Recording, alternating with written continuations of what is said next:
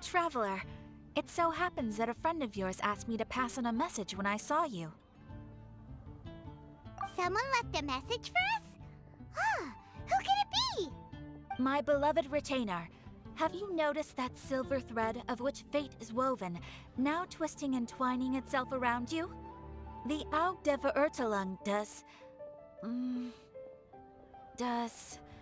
Großen Kaleido Phantasmus will be watching you.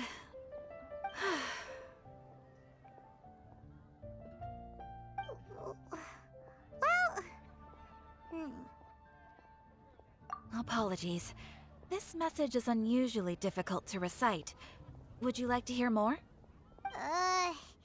Definitely sounds like Fischl's note. What should we do? We'll be watching you as you step into the glorious castle of the Immer Nachreich. Come to me at once, swear an oath to me in my blessed name, and we shall journey together to the depths of the world. Anyway, to summarize, Miss Fischl asked me to ask you to go to the plaza in front of the cathedral. Please meet her there when you have the time. She said that she will be waiting for you. Oh, Fischl. Such a mystifying message for such a plain and simple request.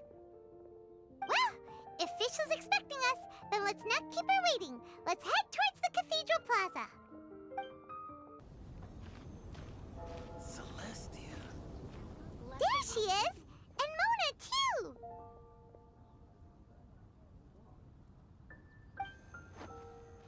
Ah, welcome, welcome, most loyal attendants of the Prinzessin. Which one is it, retainer or attendant? Make up your mind. My apologies. Mein Fräulein tends to use exaggerated expressions when she's in good spirits. Hey, Fischl! You were looking for us, right? Sounds like the fun started without us. What's got you in such a good mood?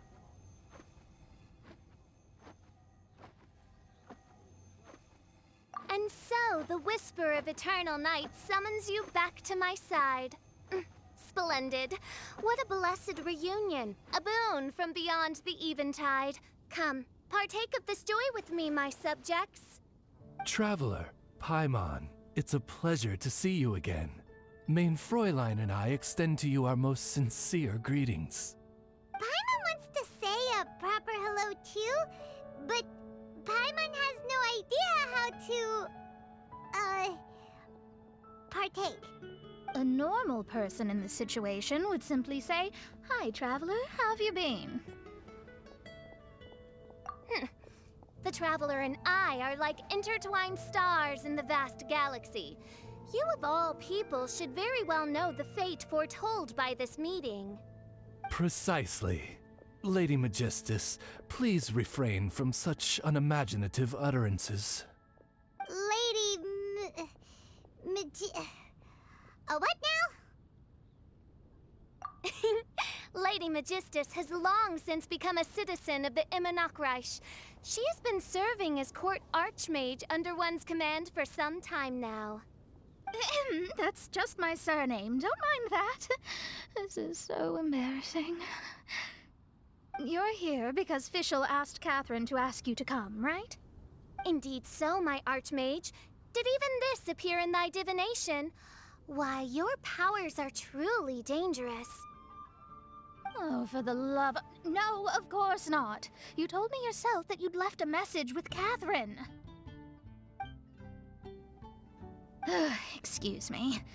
Anyway, in my case, she practically beat the door down to get me to come along. Whatever she says, please, don't be too astonished. Don't worry. We've been around the block. You can't faze us. Oh, faithful servants, one's homeland, the Immer Nachreich, which bears the darkest of all fates, draws near to this world once more. Stand with me in anticipation, for the glory of our kingdom is nigh. Wait, what? Indeed. Only one's most faithful envoys are fortunate enough to be privy to this great revelation. The Immer Nachreich is near Mondstadt. No, please. That will be most unnecessary.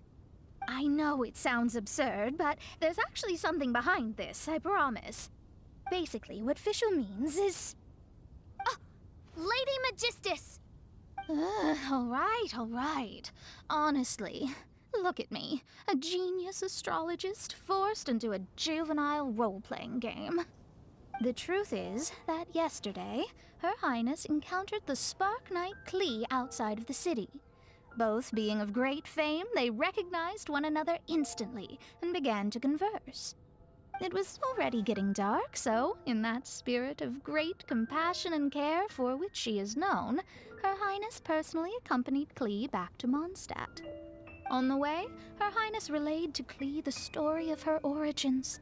Upon hearing the tragic tale of the fall of Her Highness's homeworld, the tender-hearted Spark Knight inquired, with tears welling up in her eyes. Oh no! Is the Imanakreich really gone? Won't it grow back? Oh, mortal, your sovereign's heart is touched by thy sincerity and sympathy. But nay, the Imanakreich is an everlasting realm, and one day, it shall make its reappearance. Really? So how do we make your homeland grow back again? Oh, please tell me. Please, please. Since you inquire so earnestly, give unto me a tranquil haven. Promise me eternal admiration. Lend me both time and wind, and one shall revive one's homeworld. Could you cut the reenactment and just get to the point? In short, Klee gave Fischl an island to serve as the promised land where the Imanakreich will appear. I didn't believe it either at first, but then I saw this letter.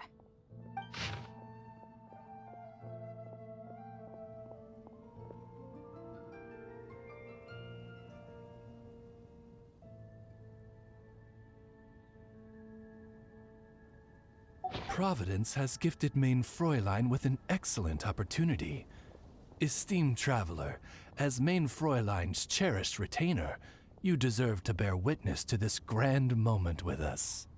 This island looks kind of familiar. Traveler, curtail thy umming and awing at once. The throne of the Imanakreich calls for me. Come, be my blade, clear the way, and witness what is to come. I think she just wants to invite you along to the island with her. That being said, I have a feeling that I'll be better off not performing any divination where that island's concerned. Huh? Why not? Klee is involved in this, which means her mother is probably involved, which means that old hag is involved. Thanks, but no thanks. You, who have traveled to the farthest reaches of the world, fathom the celestial path of stardust in the palm of your hand, and witness raindrops converge and become one with the undercurrent of destiny. You, yes you, Must chart the course that leads the way to the land promised to Main Fräulein by fate. Oh, Fischl doesn't know the way there. Since thou asketh for our help, Paimon can telleth you that we are good friends with the Spark Knight Klee, the Guides of Destiny. Come on, just play along.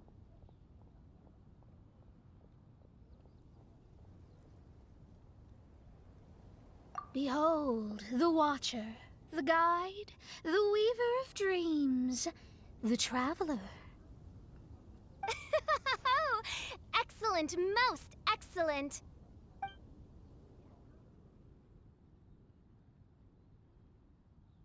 To sum up, Traveler, since you say you know the way, we'll let you take us to the island. I mean, the Promised Land.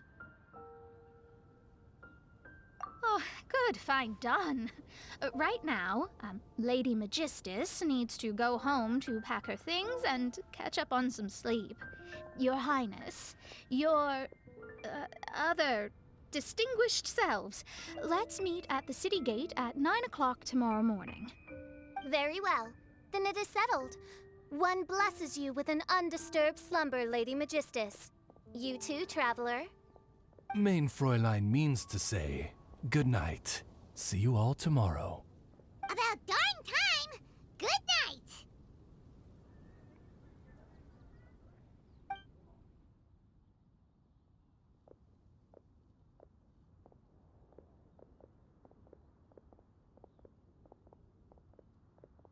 Oh, Paimon's exhausted!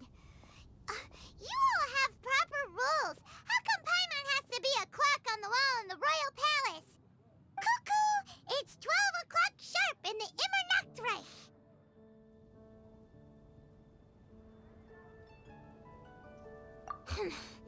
Anyway, since those islands are a pretty mind-blowing place, why don't we get some people with mind-boggling ideas to help us out? Kaya's mind works in mysterious ways. But no one in Mondstadt has ideas that boggle the mind quite like a certain somebody who's definitely going to be in the tavern at this hour. Come on, let's go rope him into helping us. We're here, tone-deaf bard!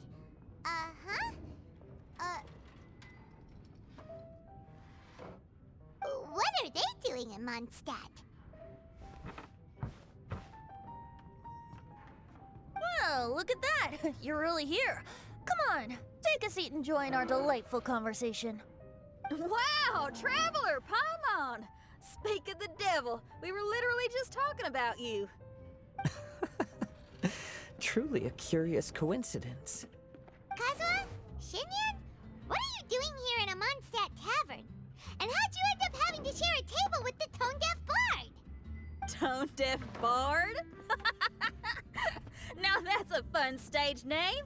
It seems like you're a pretty well-known singer, fella.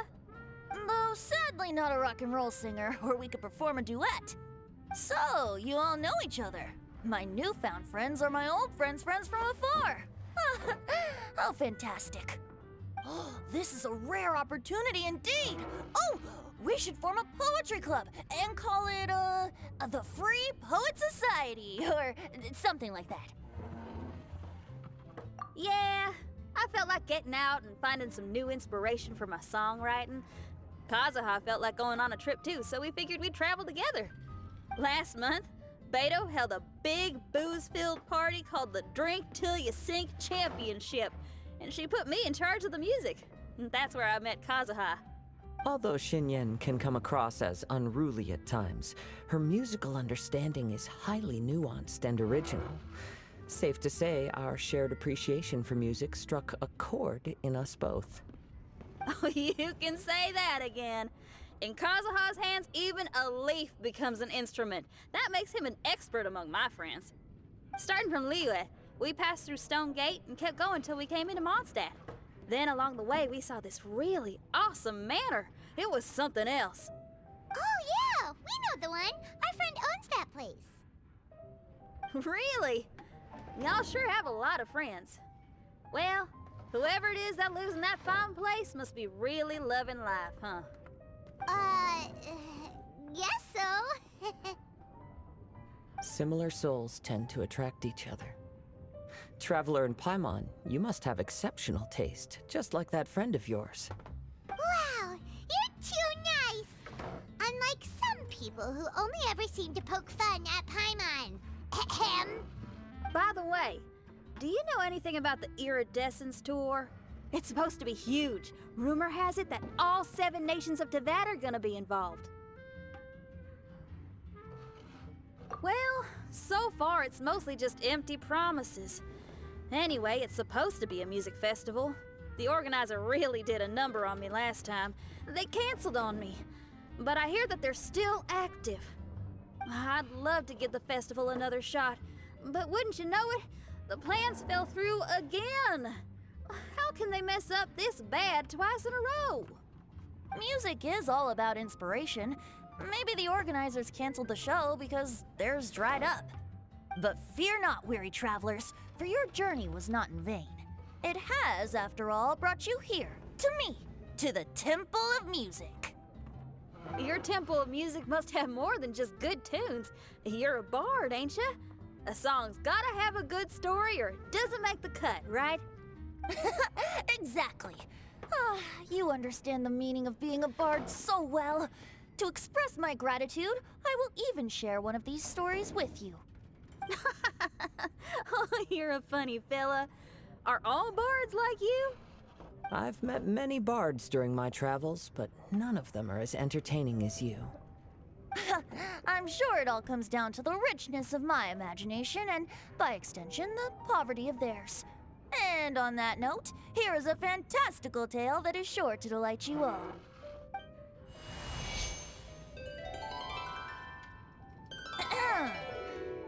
Legends tell of an emerald isle in the middle of the ocean. There, the Dodo King and his people live a blissful existence. When a Dodoko is born, it dives into the water. Some learn to swim. Others are carried away by the waves, all the way to Mondstadt, where they befriend the children there. One Dodoko made a new friend in Mondstadt, the little Spark Knight. But the Dodo King did not approve. He demanded that the little knight come to the island and prove herself to him. So the little knight, together with her most important friend in the world, braved the wind and waves, finally reaching the middle of the ocean. But Dodo King was not there. Dodo King had lied. There was no trial by fire or interrogation. The little knight's mother, who was a mage, had built an entire summer city there as a gift to her daughter, along with this message. Summer is the season of love. It is the time for freedom and fun. So everyone, please sing, dance, and enjoy yourselves here.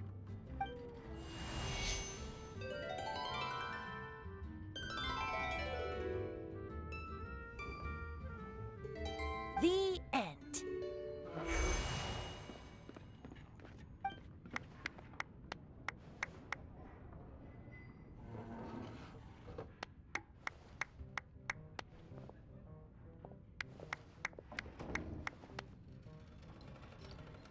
How interesting.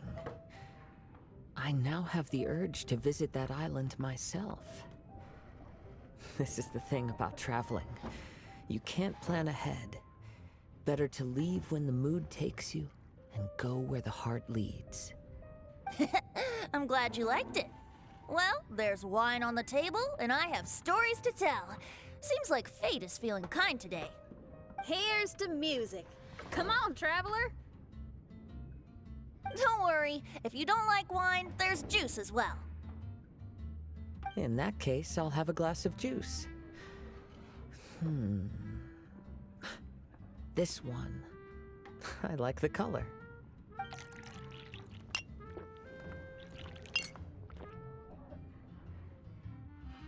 Oh no! Kazuha! Uh-oh, this fella's drunk. But, wasn't he drinking fruit juice? More.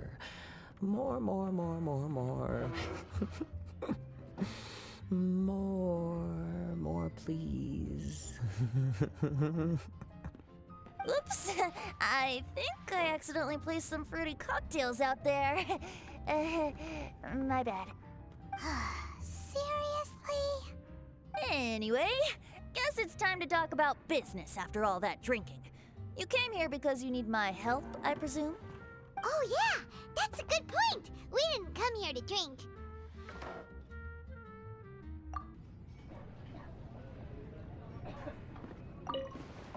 Kazuha? Kazuha! Oh, he just won't wake up. Looks like we're staying in the tavern tonight.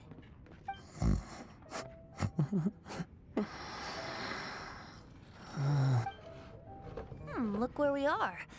Yup, I can sense that you're about to tell me something very interesting. Klee gave a special gift from her mother to an adventurer friend? Oh, she's such a kind-hearted child. As I'm sure you've already guessed, that letter is most definitely written by Alice. Yeah, that's so. Speaking of, guess which two people I ran into on my way to the tavern today? Master Jean? Or Lisa? A mother and daughter, both with long elf ears and the most amazingly adorable personalities. Alice and Clee? Ding, ding, ding! Correct answer!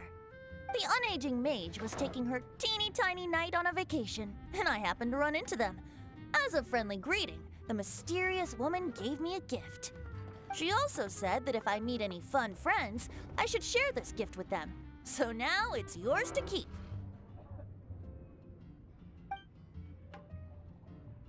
Ah! It's a bomb! Minus the fuse, so don't worry, it's not going to explode. Come on, take it. This way we can talk to each other just like this, even when we're apart. It's called a dodo communication device, and it allows people to stay in touch over vast distances. However, you can't just use it anytime you want, and there's also a limit on the number of times you can use it.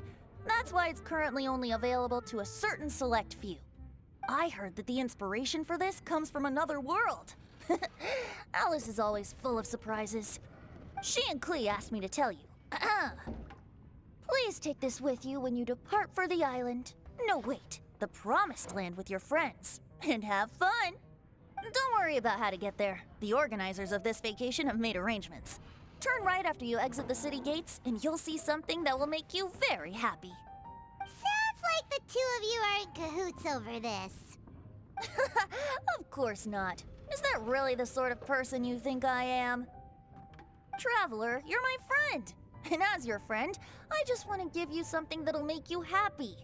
How can you think this of me? Fair enough. The tone-deaf bard does like to joke around, but he's still one of our best friends. Besides, a vacation sounds great! Actually, Kazuha and Xinyan seemed pretty interested in coming on this trip too. Let's ask them if they want to join us.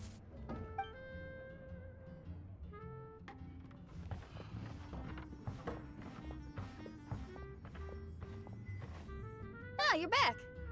Poor Kazuha's still out for the count.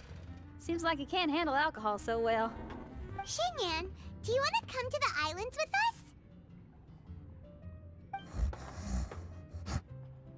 us? Adventure. Can't. Huh? He doesn't want to go anymore. He seemed really interested just a moment ago. Can't miss the adventure. Ah, Kazuha might act mature, but deep down he's just another youngster eager for new experiences. That must be why he didn't think anything of the fruit juice earlier. Well, all the more reason for you to join the island trip. You know, a lot of people have praised the beautiful scenery there, even bards. Okay, sounds like a plan. How do we get there? Someone's got it covered, apparently. There'll be a few others joining us on this trip, and we're meeting at the city gate tomorrow morning. We'll wait for you. Traveler? Oh, yeah. They don't know Fischl yet, do they? Okay, so here's the deal. There's a princess from a faraway land and her retinue, who are also coming on this trip. Huh?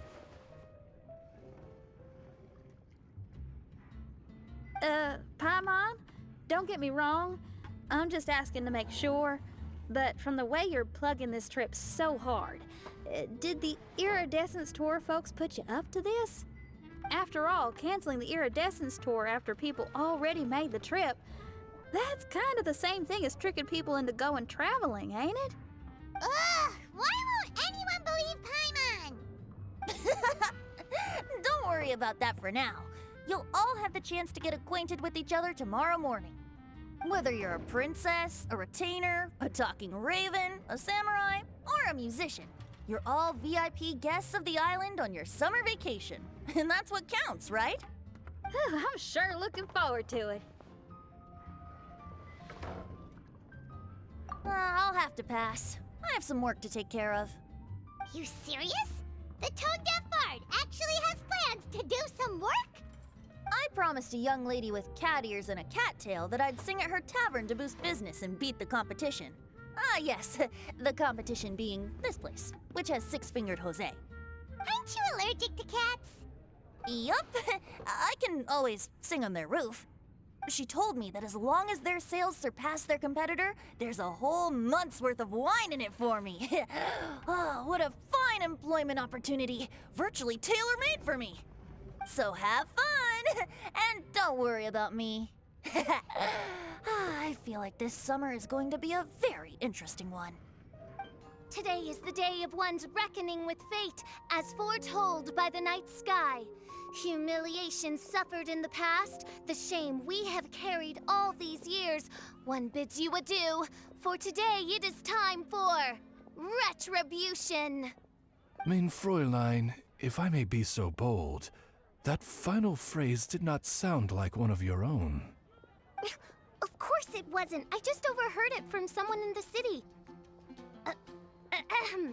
I mean, thy prinzessin is merely drawing on the wisest and courageous sayings she has heard in the land to signify the importance of this day. Let me see. Huh, it really is someone else's catchphrase.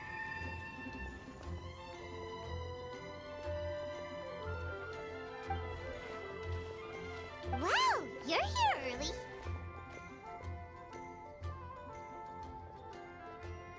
Hi. Who have you brought with you?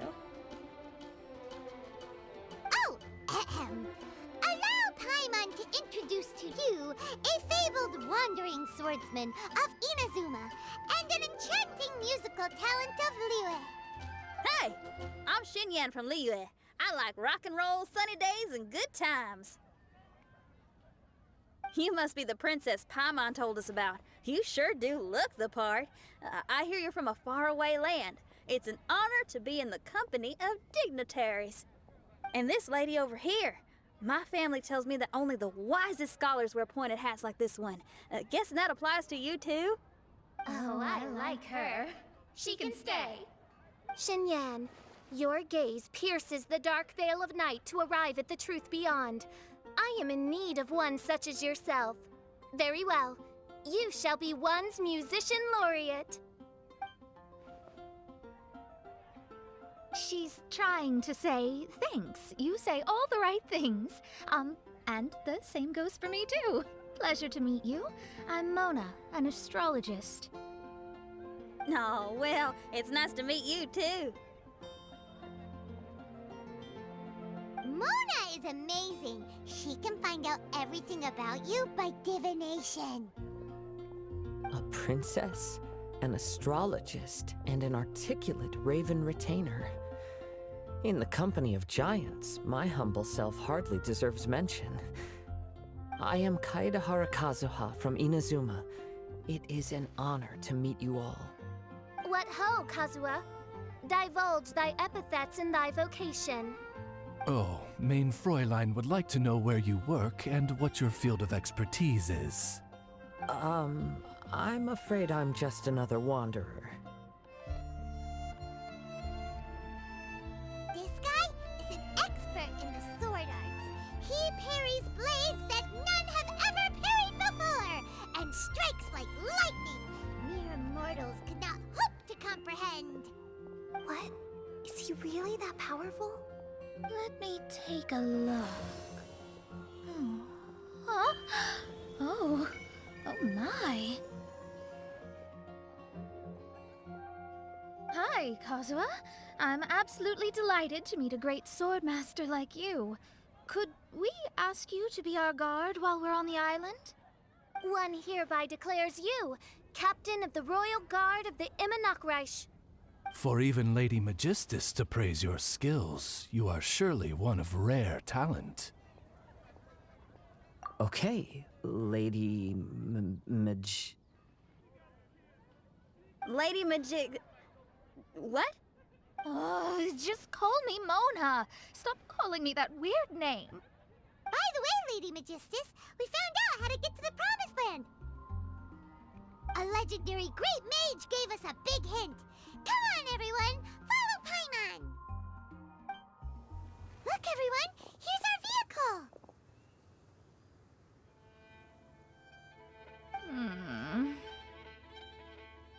Somehow, I suddenly don't feel like going anymore. What a, unique little thing. Looks kinda like Guoba, doesn't it? Guoba. Is he the magical creature at Wanmin Restaurant? Now that you mention it, it does look quite similar. To be honest, even Paimon isn't so sure this can take us to the island after all. I see. Only by meeting the lowliest of ends can we arrive at the Imanakreich born anew. Ho, behold, the doorway cloven by thundering retribution. By such means as I once descended into this realm to bring retribution, do I now venture into the next. Come, Oz, lead the way. I will enter first. Main Fräulein need not worry. He's in! And now he's gone! Why, this truly is the path of retribution that leads to the Promised Land. Maybe I should just do a quick reading for safety. Lady Magistus, it's fine! This is Alice's creation. It's totally safe. Spare yourself the trouble. Just come with us. All right, I completely forgot. All right.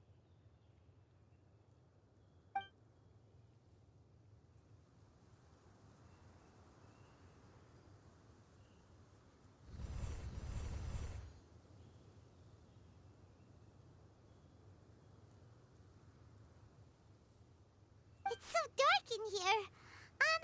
Can someone turn on a light? Ugh. Hey, quit pushing! Come on now, let's all try and stay. Ow! Fischl, you're treading on my hair! I thought it was a snake. Ah! We're flying! Everyone, be careful.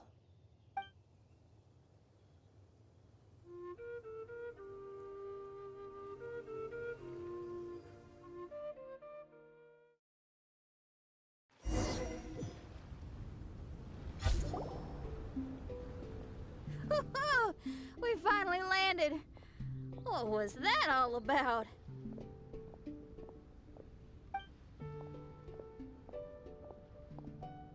What a beautiful place. The wind is soft and the ocean is calm. And a pleasant scent blows on the breeze.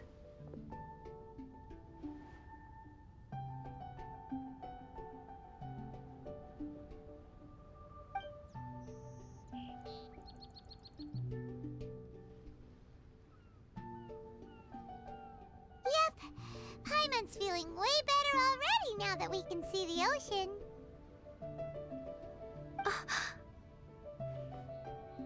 An ocean of life, and a land filled with flora. Main Fräulein, we have finally arrived at the Promised Land, whence we shall revive the Imanakreich.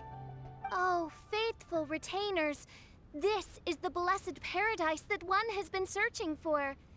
Here is where we shall witness the culmination of all things. I, who command the darkness, shall lead you to yonder gate of dreams. Shall lead you to yonder gate of dreams. Your Archmage Magistus thanks you for your kindness, Your Highness. In this moment, I offer my blessings to the Imanakreich. Mona, what are you, Don't ask, just follow my lead. Oh, right. Praise be to the Prinzessin, who has led us here to this sacred place. My sincere gratitude to you for inviting me to join you on this trip, Your Highness. Your happiness gladdens one's heart. How it delights me to bring us all together here at this most monumentally fateful of moments. Now, as I take my first step on this pilgrimage, I shall perceive this ocean of life with my own earthly vessel. After all, this is where my soul belongs. On the contrary, Lady Magistus, blessed as you are with the great power of Hydro, one yet finds too many impurities in thy soul. Main Fräulein means Lady Magistus is perhaps not the most talented swimmer. Oh, Fischl, that's enough. I'm happy enough to join in with the play acting without complaining, but how dare you ridicule my genius? Think you can swim better than me? Ha! I'll bring you to your knees, young lady. Oh my, Main Fräulein. Steel yourself, Main Fräulein. Oh yeah! Swimming race, swimming race! Whoever comes in last is a rotten egg!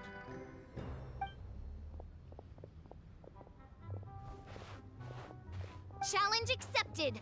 Heed my words, lowly Lady Magistus. You shall pay for your foolishness for as long as you live. Ridiculous. I've never lost a single swimming race in my life. Bring it on. First one to run to the beach wins.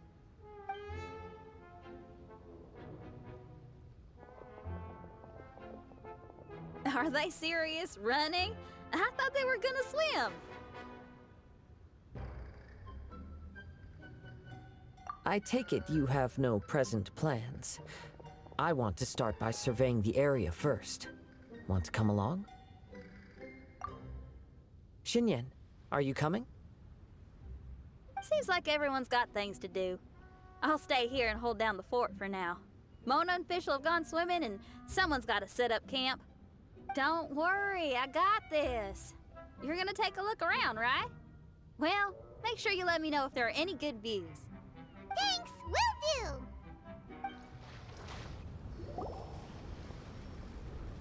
Hey, what's that huge weird thing over there? It appears to be some sort of machine. And an army cap with traces of Hydro next to it. It seems that we are not the first to set foot on this island. Also, there are footprints here. Fresh ones. Likely no more than a few days old. Really? Paimon didn't notice them at all.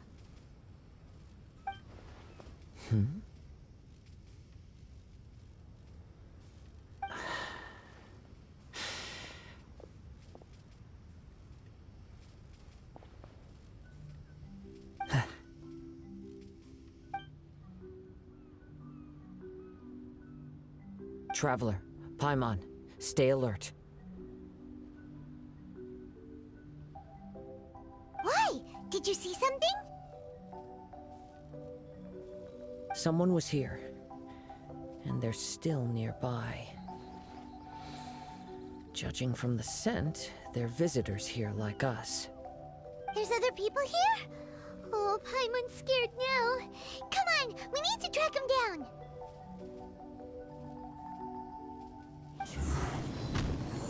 Why are there Fatui on this island?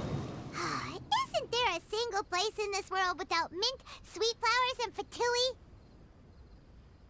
Interesting observation.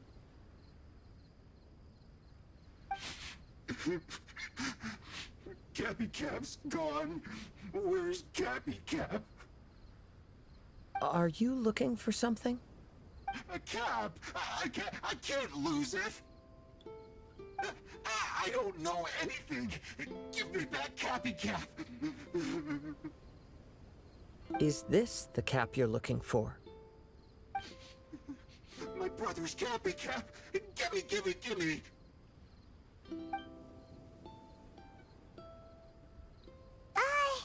This guy is not the sharpest sword in the sheath. Don't bully me or I'll punch you in the... Ah! Monster! Monster! Stop right there! What are you doing here? Another Fatus! We can ask you the same question! What are you doing here? Protect Cappy Cap or brother will get mad at me.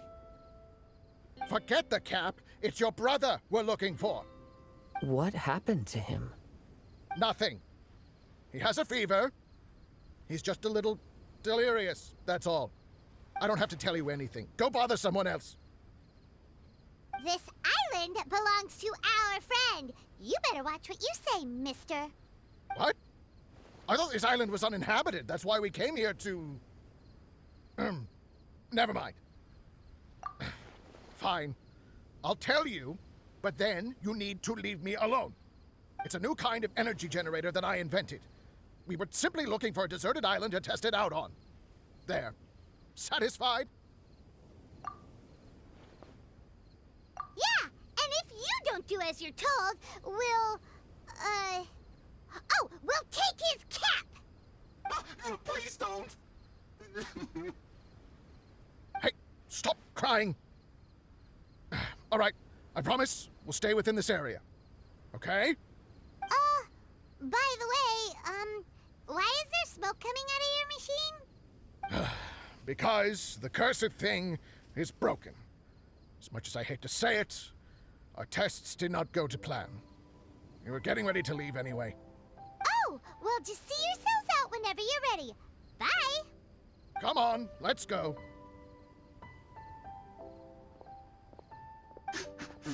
Oh, okay.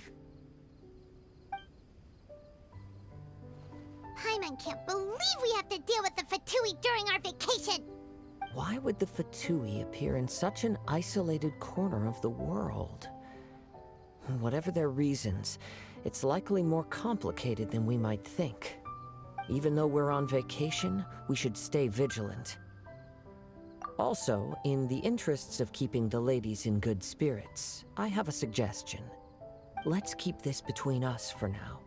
Let them enjoy their vacation, while the Traveler and I deal with any potential threats. What do you think? You're so considerate, Kazuha. Paimon, you flatter me. I simply don't think it's worth ruining anyone's vacation over a trivial matter like this. The scenery is beautiful. I hope all of us can enjoy ourselves here. We're back!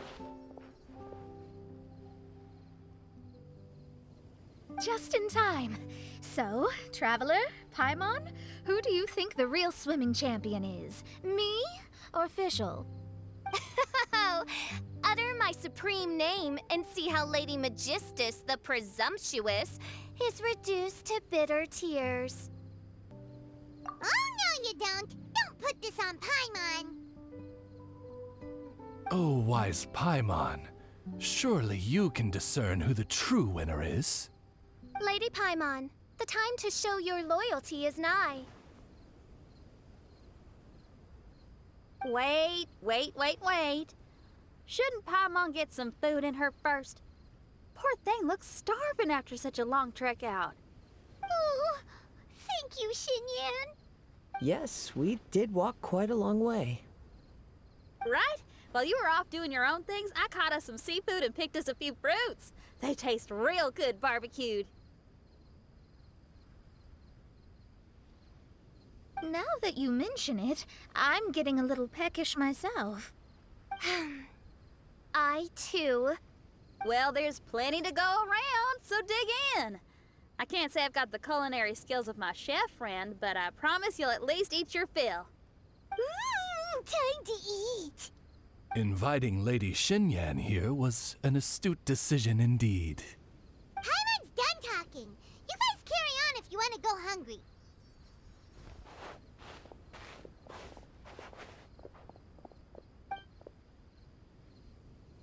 I love that barbecue smell.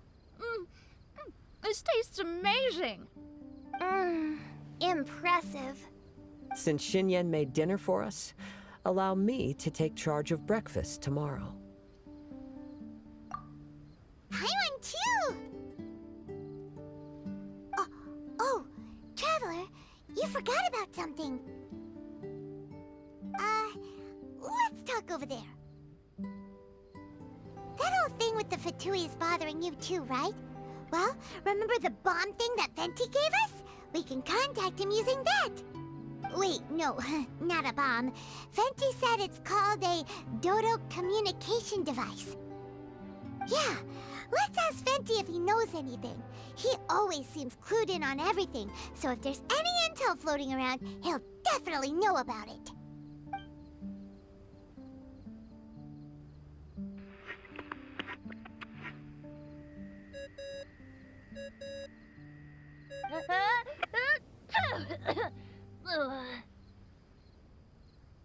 Hey, miss me already? I know that.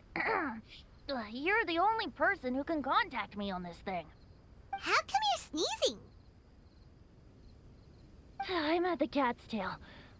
So many cats. They gave me some allergy medicine, but it's not working. Okay, go on then. What are you calling about?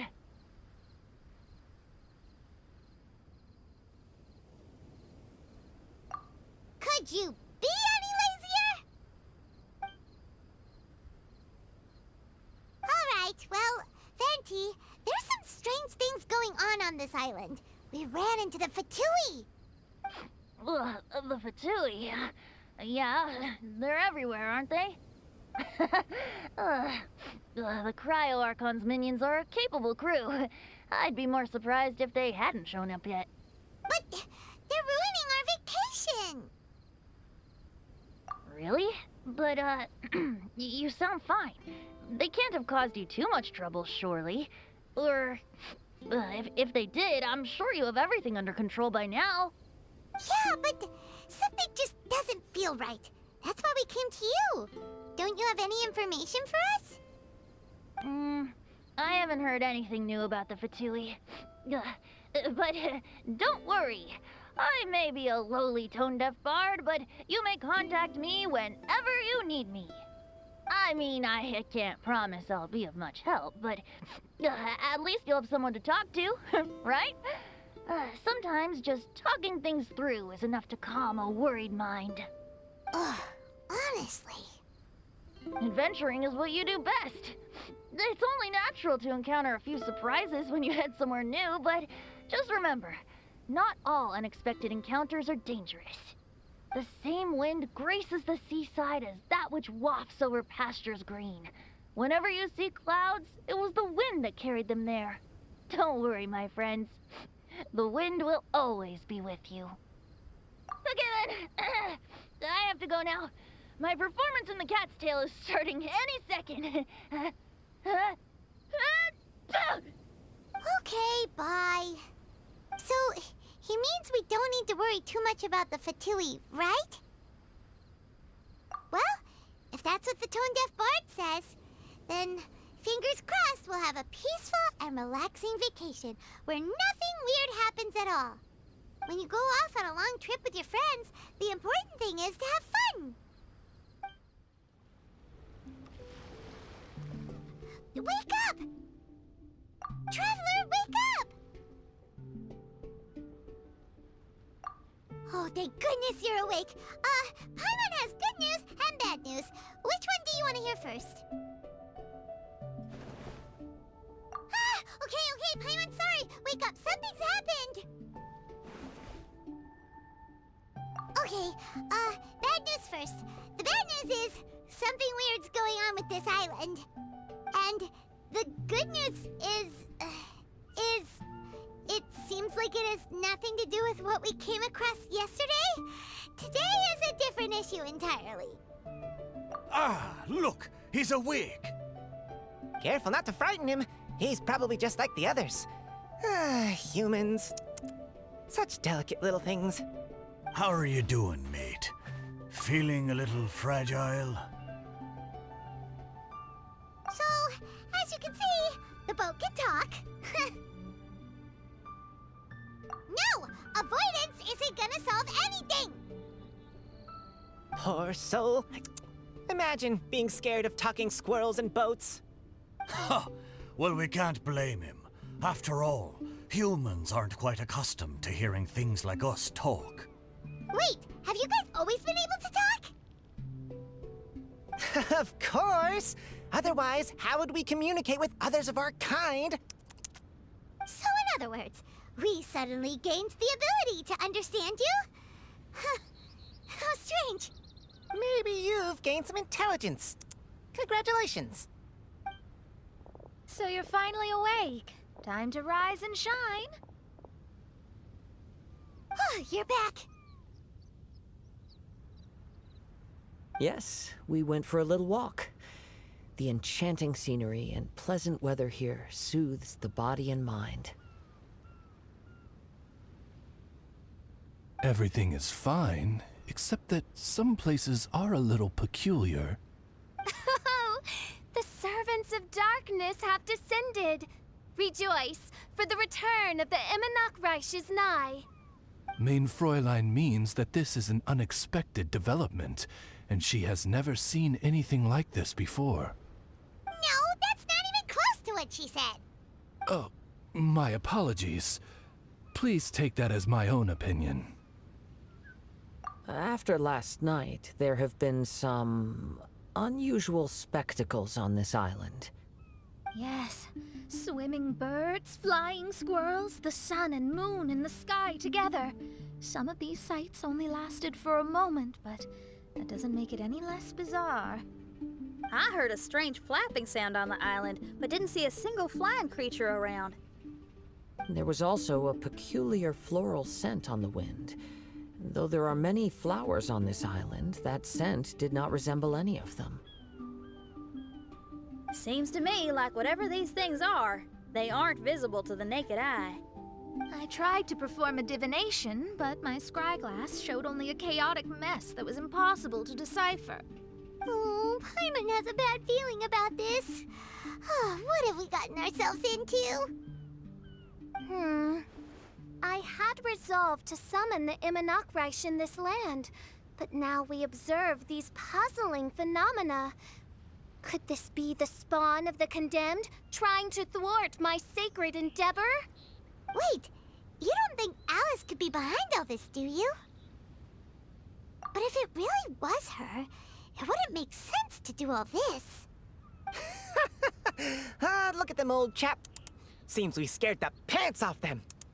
Aye, well, they've never seen anything like this before.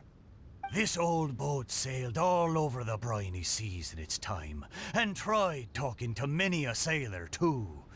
But in all that time, not a single person has ever spoken back.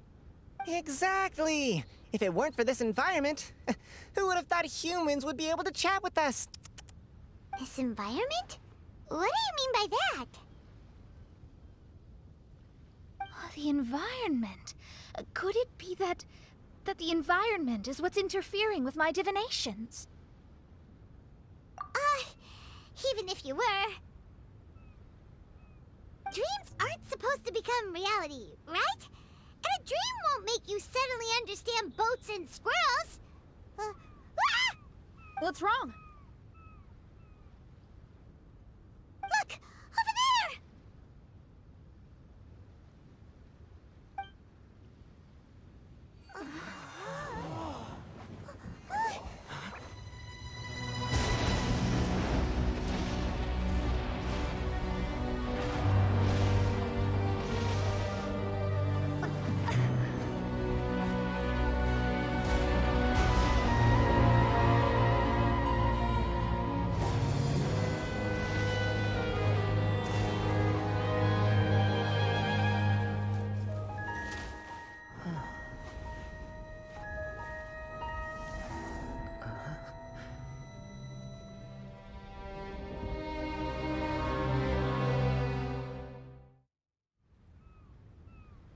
An illusion?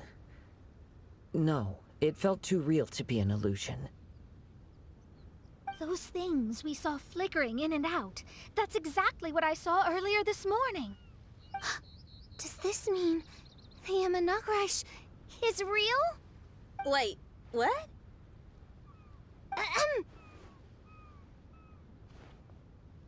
Oh, behold! The Reich has come, just as your Prinzessin had prophesied. Come, my people, a new chapter awaits us. Indeed, Main Fräulein. We all have witnessed this miracle with our own eyes, and now is the time to celebrate the creation of a new world. Rejoice. Welcome to the Imanakarash. She looks so happy. Paimon doesn't have the heart to interrupt her right now. Oh, she doesn't seem surprised in the slightest. Does that just come with being an experienced adventurer, or...? If this isn't an illusion, we ought to go and investigate. I got an idea. If you hurt yourself in a dream, you wake up right away, don't you? Yes, you have a point. Right? So come on, Kazuha. Hit me.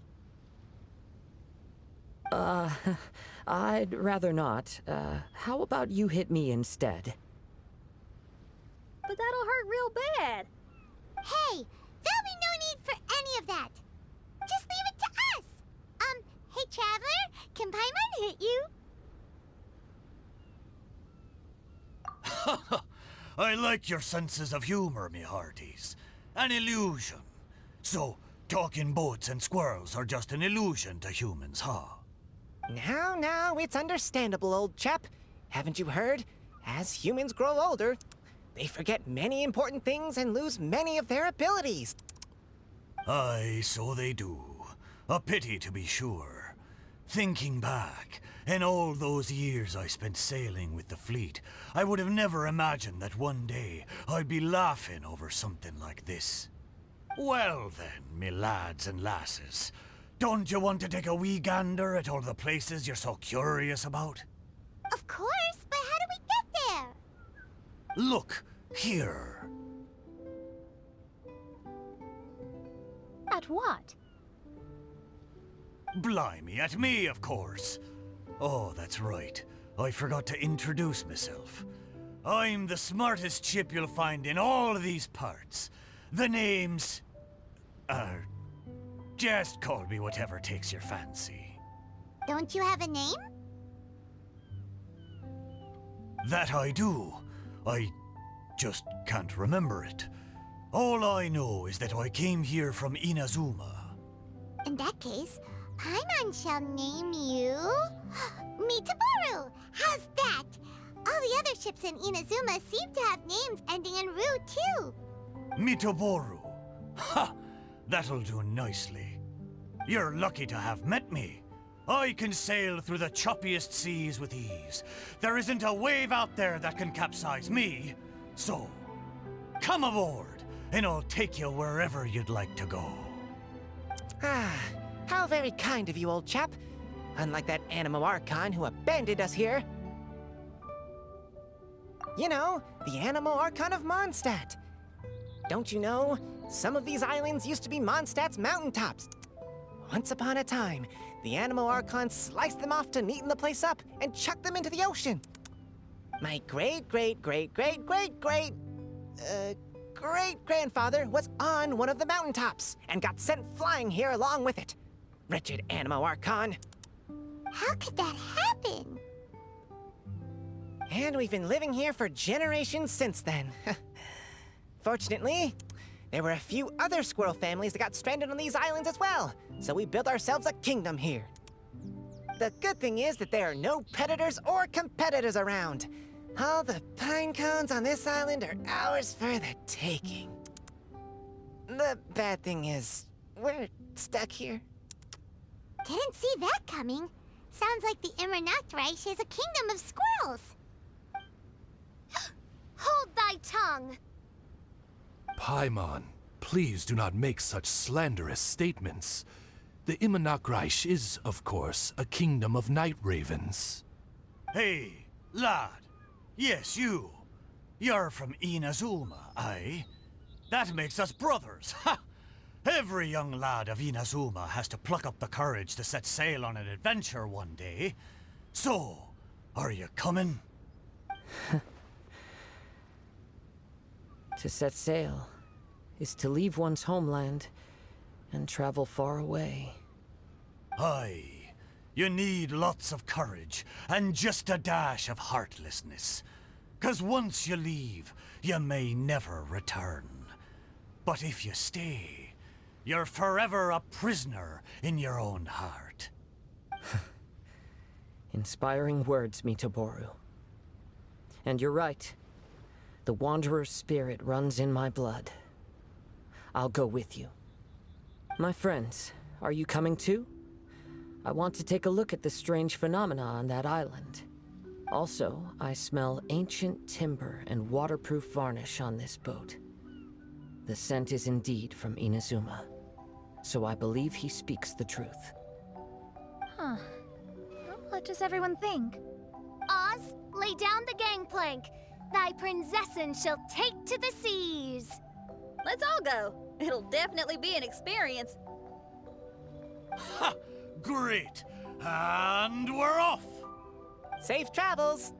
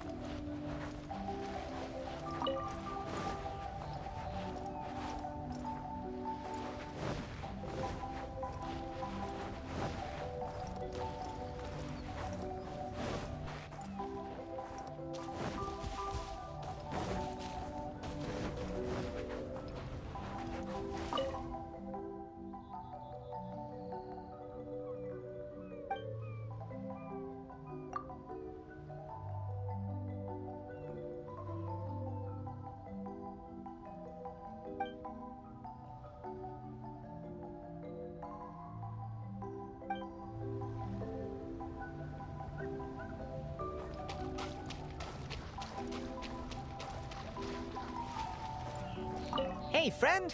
Your eyes betray your thoughts. You still look very bemused. Oh, come now. Do you see me acting surprised at the sudden arrival of you and your party?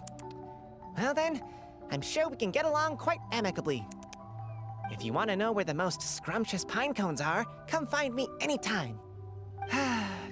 Mondstadt, I wonder what it's really like. Good going, lads and lassies. Mitoboru admires your bravery. How long have you been here? Oh, it's not your first time. Ha! Well, I never.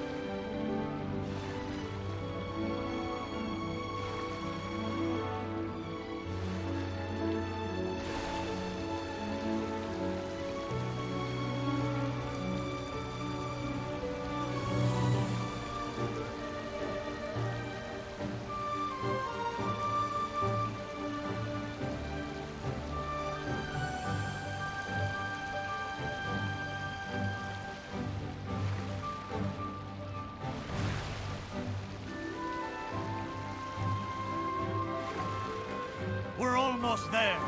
Please take all your personal belongings with you, and mind your step as you disembark. Look!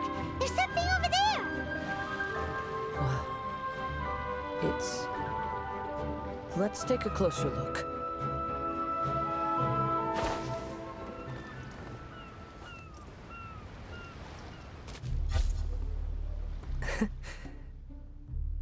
Well, I certainly didn't expect to see you here.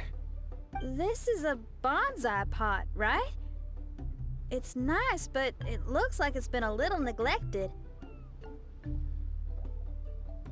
This bonsai was in my family for many generations. I saw it once in a Tenryo Commission warehouse, but it looked quite different from how it does now. At that time, there was a withered tree inside. Why would someone keep the plant in there if it's dead? It's a way of sending a secret message. It indicated that there was something hidden inside the flower pot. There was a letter buried down at the bottom, which told of an ancient secret in my clan. I did not take the bonsai with me after reading the letter, which means it should still be in the warehouse now. I wonder who removed the plant and placed the pot here. So the bonsai pot belonged to your ancestors? Seems a shame to leave it empty like this. Huh. Kazuha, what do you think about maybe putting a little something inside it?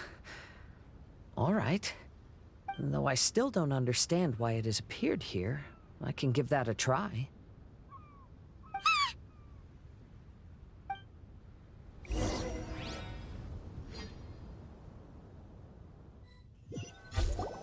I knew it wasn't gonna be that simple!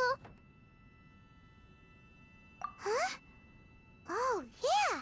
Everyone's here, except for Kazuha! Kazuha! Where are you? Are you okay? No response. Well, let's keep an eye out for him. Look at the decor here. It's like the inside of a grand mansion. I don't think this is a perilous maze. It's somebody's home. Most curious. What secrets lie within this place I shall surely uncover.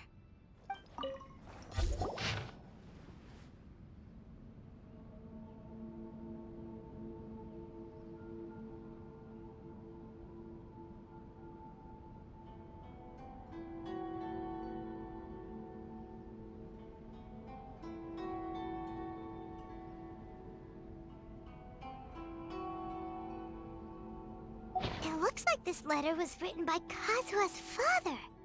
So keeping bonsai plants really does run in the family. But the fact that we're even here and could see his father's notes, it just seems so unbelievable.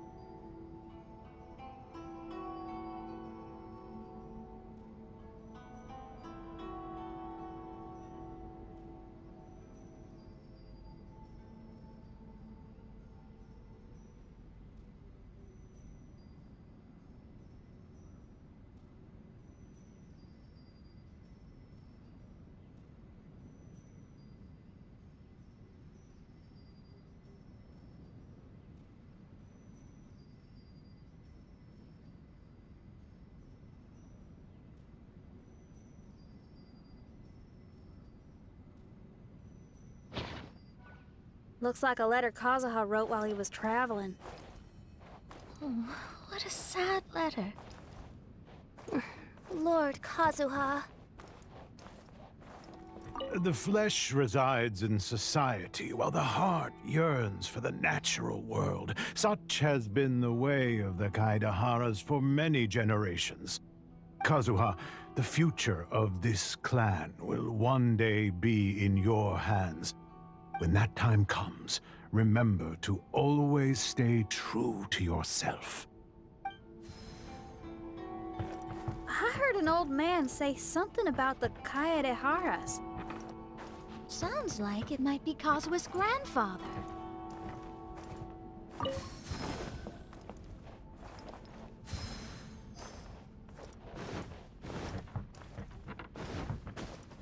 Listen carefully, Kazuha. A Kaidahara blade is not forged for the purpose of harming people.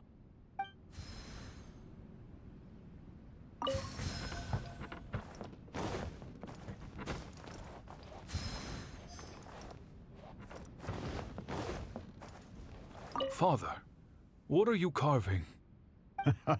It's a rock garden.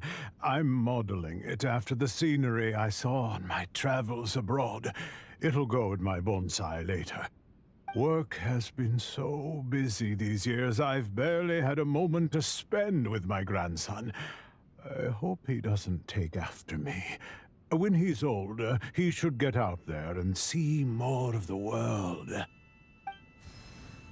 I believe the other voice belongs to Lord Kazuha's father. Oh, I see. We have ventured into Lord Kazuha's memory. Oh, there you are. Huh? Where did you all go? This place is a maze. We all got trapped inside except for you. I've been stuck in this room the whole time and can't seem to find a way out. I have to say, this place looks a lot like my childhood bedroom. If this is your home, why would you be trapped here? Is the maze trying to keep you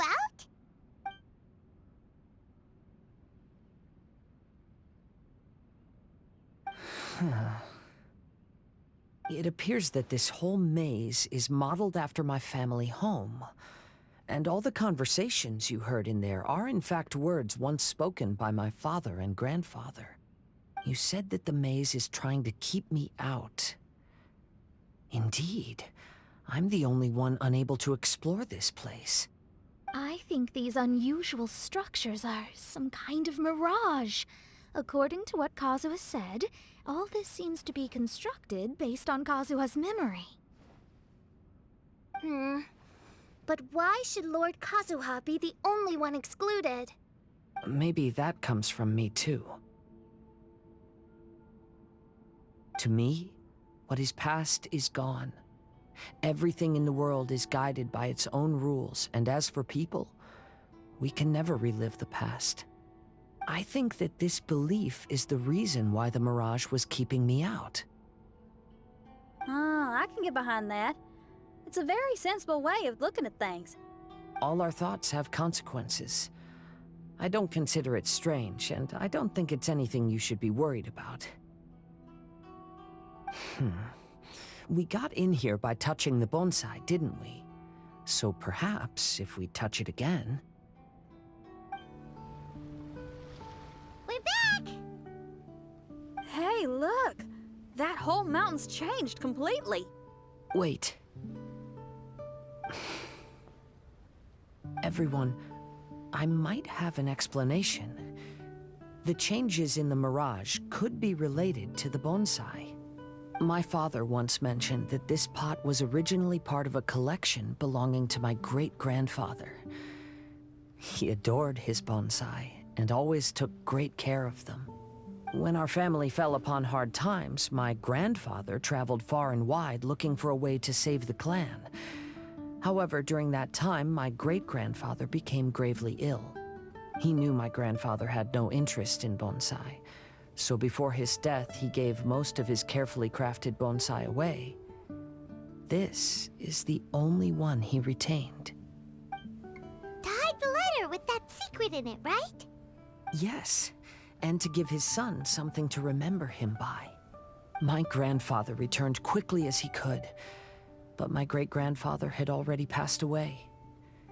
They never got the chance to say goodbye to each other before the end. After that, my grandfather would spend long periods of time standing in front of this bonsai, lost in thought. Eventually, he started to make his own bonsai. Unlike his father, he preferred arranging rock gardens instead of plants. Perhaps influenced by my grandfather, my father also took a liking to crafting bonsai. Back then, our courtyard was filled with all kinds of them. And this flower pot was passed down to me as a family treasure. It's certainly no coincidence that it appeared here and became the entrance to the mirage. It's almost as if it's giving me a chance to make up for past regrets. There was once a time when the Kaidaharas were an illustrious clan in Inazuma.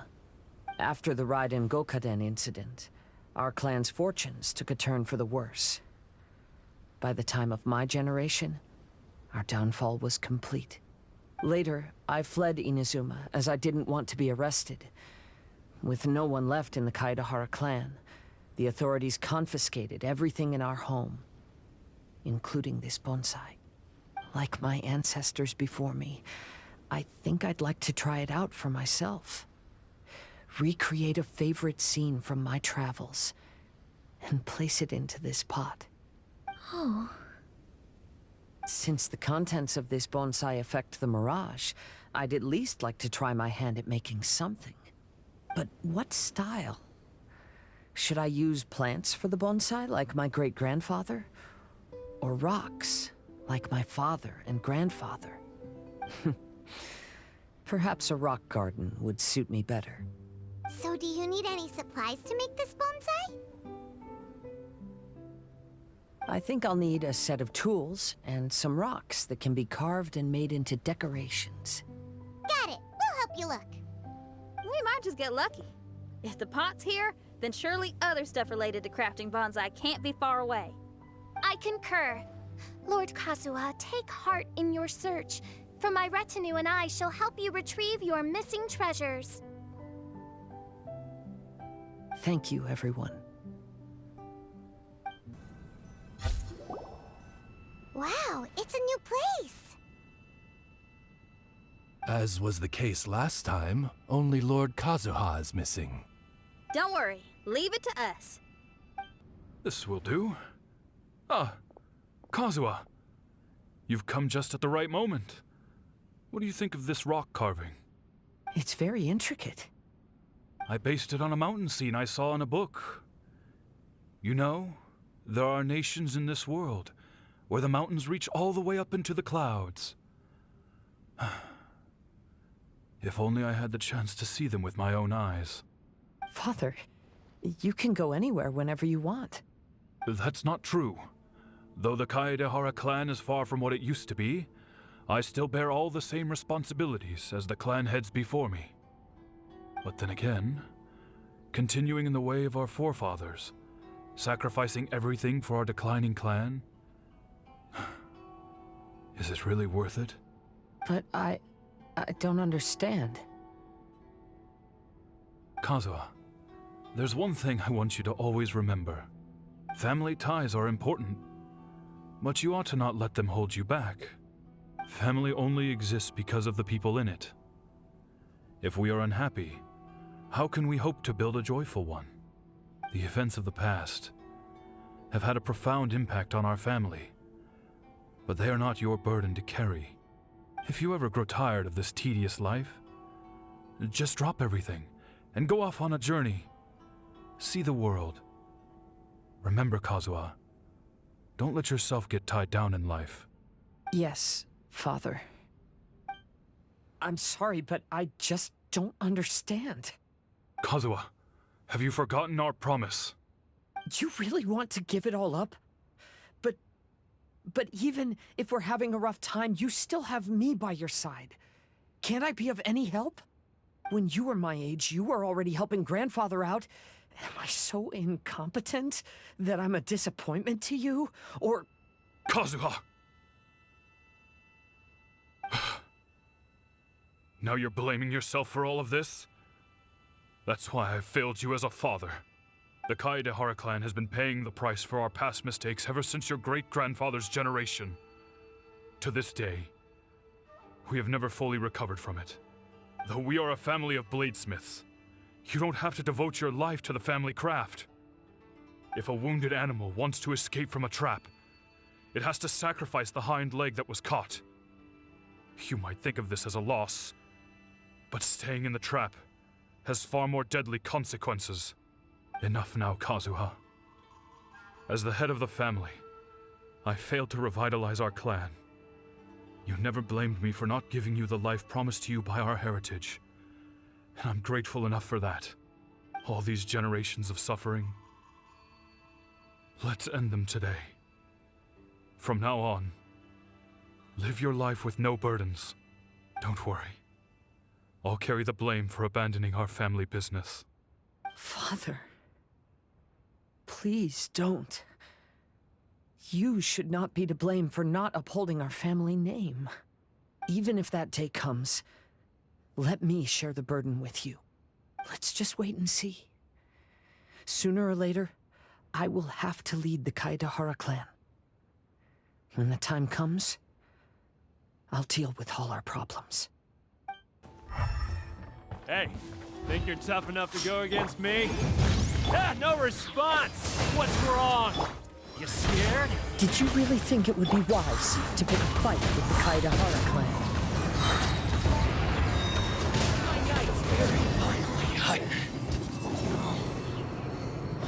The Kaedahara clan is no longer what it used to be. That's Kazuha's voice! But why can't he hear us? Looks like it's just an illusion. This isn't the Kazuha who came here with us.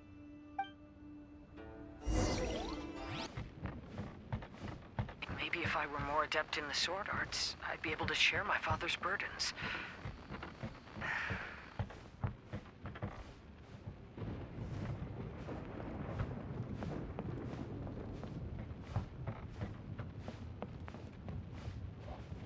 This won't do. I'm getting distracted by family matters and making too many mistakes.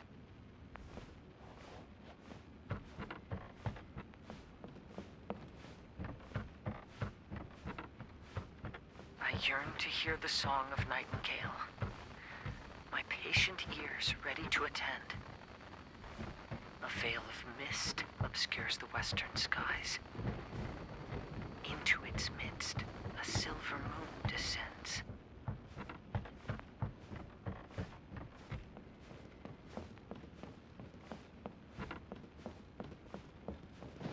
To know one is fighting a losing battle, and yet never once falter. This shall be my father's legacy.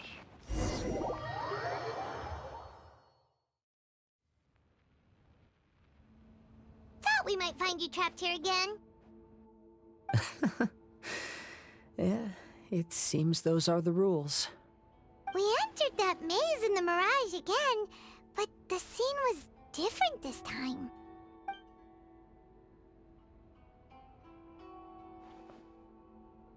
The mood was more deflated, and the place more humbly furnished. Yes, that makes sense. What you saw was the Kaedahara clan in decline. We saw you in the mirage too, but you looked a little different than now. Indeed, I most certainly agree. Compared to the Lord Kazuha before us now, the mirage we saw appeared lost, with the burden of fate weighing heavily upon him. I can confirm that. His fate was a heavy burden indeed. That means I am older and wiser now. I'm sorry you had to see my less mature former self. For a long time after leaving Inazuma, I've lived the life of a drifter. But this is no bad thing, because I learned much from the experience. I wish that I could have met my past self too. If he saw me, I know that he would understand. Life is a long journey, and that's why I must travel far and wide. Just as I thought, the bonsai is the key to entering the mirage. Come on, let's continue looking for the rock garden. What's happened here? Everything is broken. Alas, the loftier the clan, the more devastating the fall. Broken into pieces and not a single soul around. This must be the way things ended. Come on, let's get moving. Master, we're the only servants left. Are you sure about this?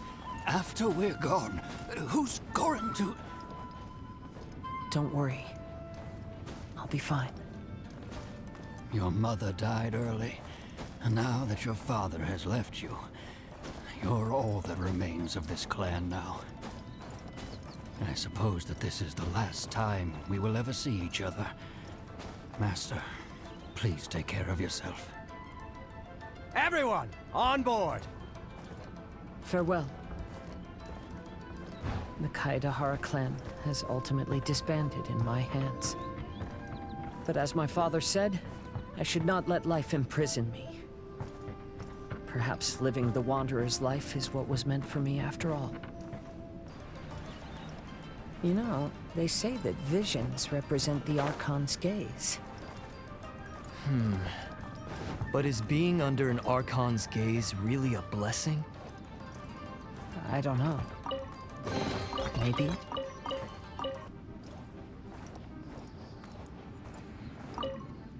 I have traveled far and wide in Inazuma since leaving home, and seen many new things along the way. Though material luxuries have not been a feature of my journey, it has yet been a rich and rewarding one, with the boundless earth and sky to call my abode, and all the wonders of nature as my partners in poetry.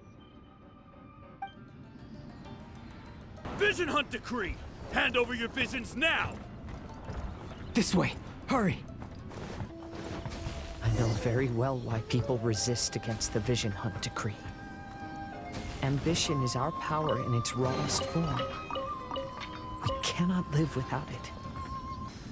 When no other option remains, I will leave. The Almighty Shogun is holding a duel before the throne. Unauthorized personnel are strictly forbidden from coming near. Wait, the kid has a vision? Get him! Don't let him get away!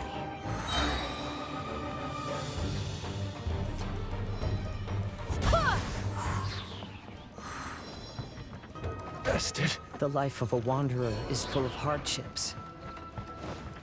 I have asked myself these questions many times. Should I go? If so, where to? And by what means? Kaidahara, that's you, right? Get on board, I'll get you out. But why are you helping me? I'm a wanted fugitive. Obviously the Yashiroka... An anonymous financial sponsor wants you to get out safely. But there's only so much they can do. After this, you'll be on your own. My grandfather once traveled to Liyue, while my father read about Mondstadt. But where is the right place for me? The sky's getting dark. It looks like it's going to rain. Will the rain ever stop? Stop! I'm warning you, do not attempt to resist! Oh, really? Black Knight Phantasmagoria! I dare! Into the wind! Wind, hear me! As one with wind and cloud! The wind knows me. Get soldiers, quick! Breath of the flame! Into the wind! Oz, reveal by... I won't forget this. I've lost. Brace yourself. Show me what you've got. Don't hold back. Shadow Raven, let night fall! Clouds high, the birds call. The wind knows me. Barbados, guide us. Incinerate! I need to. Hey, buddy. You okay? Need a ride or something? Pirates? You could call us that. So, you coming or not? Huh? It's the Alcor! Oh, and look, Kazuha's over there.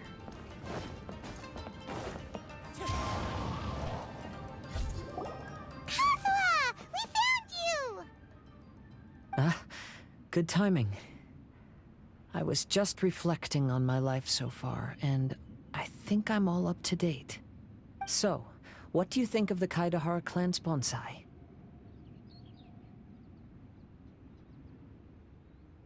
Old things often carry around some form of regret.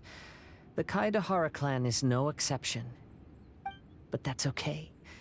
partings produce reunions. If not at home, then in a distant land. Oh, this mirage is quite fascinating. It presents life like a stage play, with each scene more captivating than the last. They say that astrologists have seen it all. So if this mirage intrigued you, that says it was a worthwhile encounter. How fares thy mood? Main Fräulein inquires as to your present well-being, Lord Kazuha, hoping your heart is not too filled with sorrow. There's no way anyone could be cheerful after reliving all that. You have a point. Thank you all for your concern.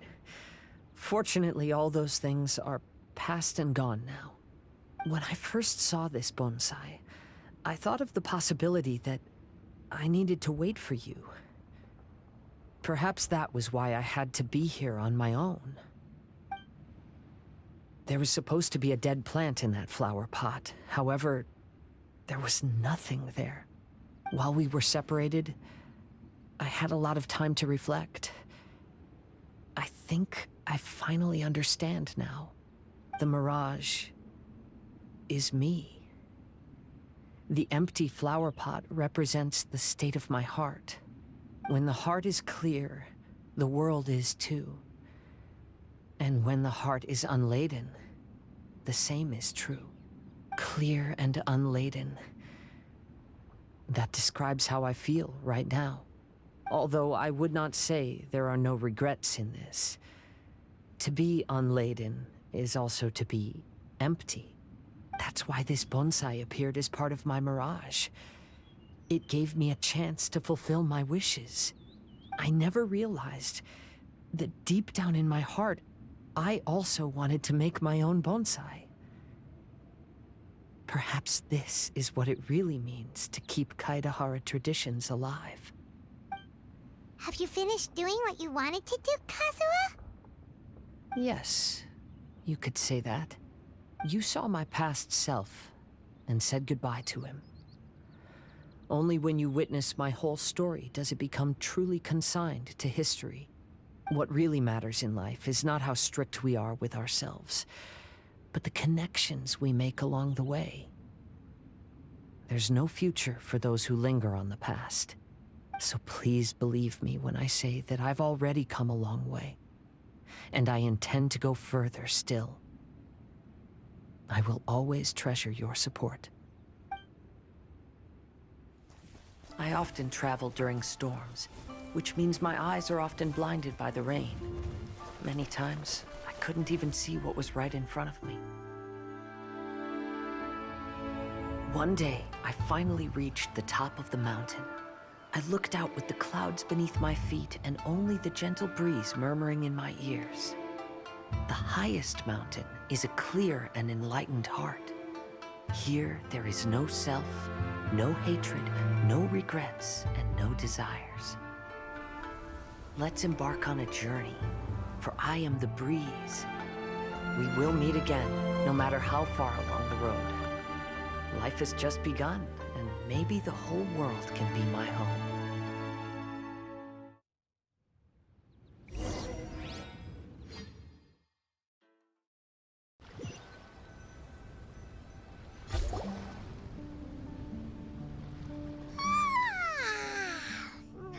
It's been a long trip today. Paimon's getting kind of sleepy. Everyone must be exhausted. Let's call it a day. What's wrong? You don't look too good. Nothing. Perhaps today's arduous journey is making me feel slightly out of sorts. Main Fräulein, are you all right? Oz, curb thy curiosity. Yes, Main Fräulein.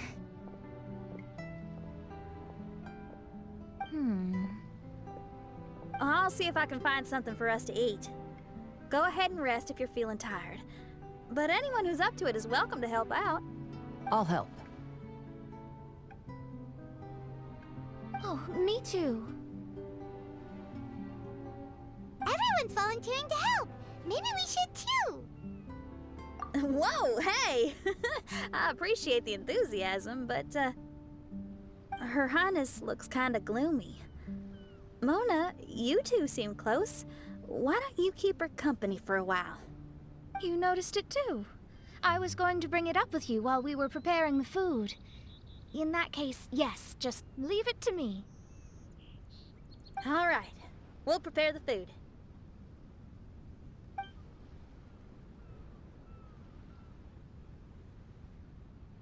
Yep, this should be enough. We can grill these. Next time we pass by one of those abandoned campsites, I'll see if they have a cooking pot. We'd have some more variety then. Wow, that's such a nice idea. You might not be a chef, Xinyan, but you sure do know how to keep the diners happy. Oh, shucks, Paimon. It's no big deal. Just doing what I can. Even the crewmates of the Alcor consider Xinyan someone they can rely on. We feel the same way about you too, Kazuha. We sure do.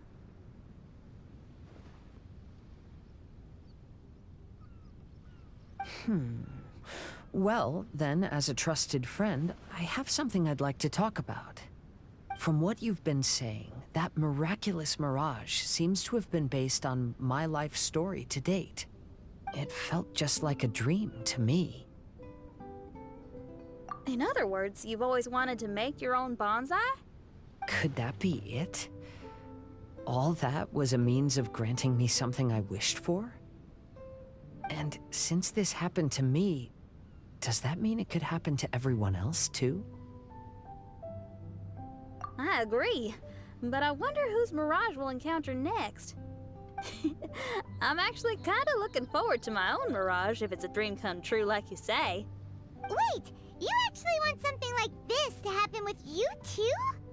Oh, heck. Any mirage to do with me would probably be music-related. It'd be a good chance to showcase a few tunes. You mean you'd want to do a performance in there? Why not? I don't think any self-respecting musician could stay silent on these islands. Just look at this place. So much confidence and optimism! Xinyan rocks! Oh, Traveler, Paimon wants to try some of the fruit growing on that cliff over there. Let's go pick some.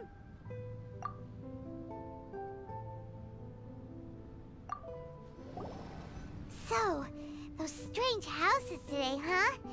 And, a mirage bonsai? Oh, basically lots of weird stuff today. Do you think we should tell Venti about it?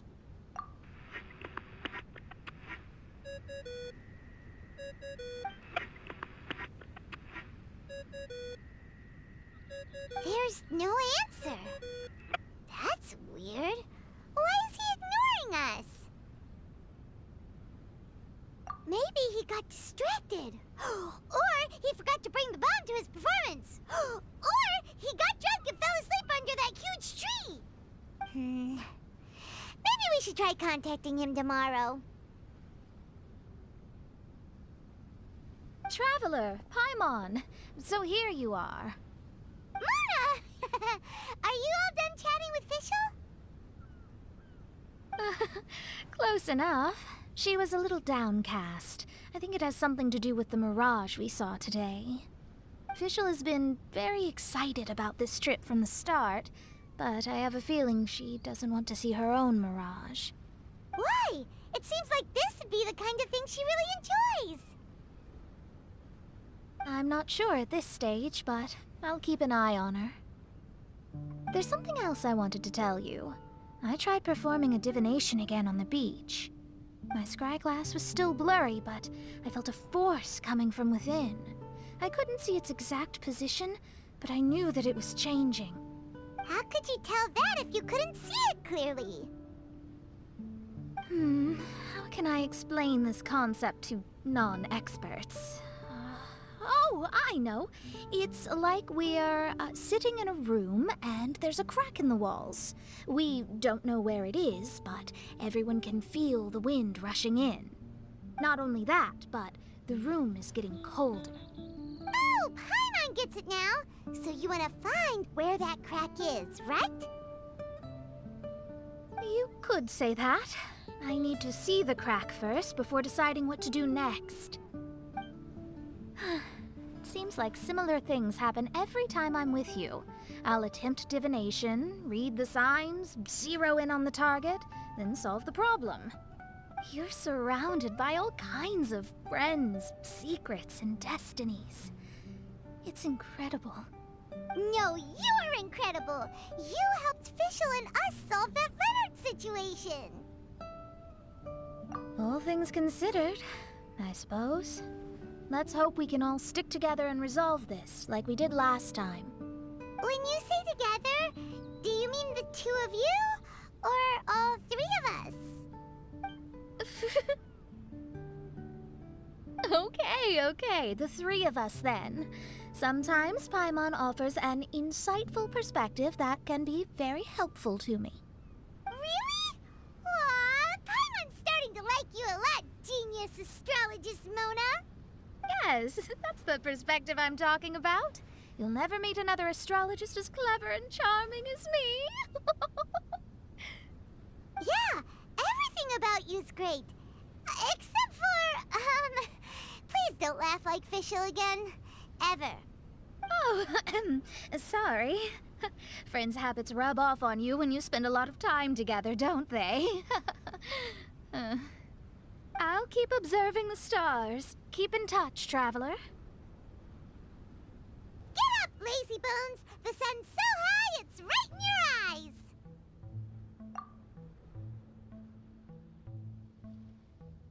Yeah, that's why you couldn't see that the sun's in your eyes! I trust you slept well. Sounds like the same story for everyone. I got up first today, so I took a walk around and picked some fruits for our breakfast. And Paimon's been waiting for you to get up so she can finally dig in!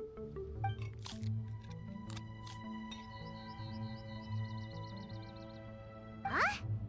Fischl left? First thing in the morning? Yeah, she seemed unwilling to stay with us. She said she had some other work to do for the Adventurers Guild. A likely story. What happened to coming here to restore the glory of the Immernachtreich? Now she has guild work to do all of a sudden? Judging by that look on her face, there was probably something on her mind.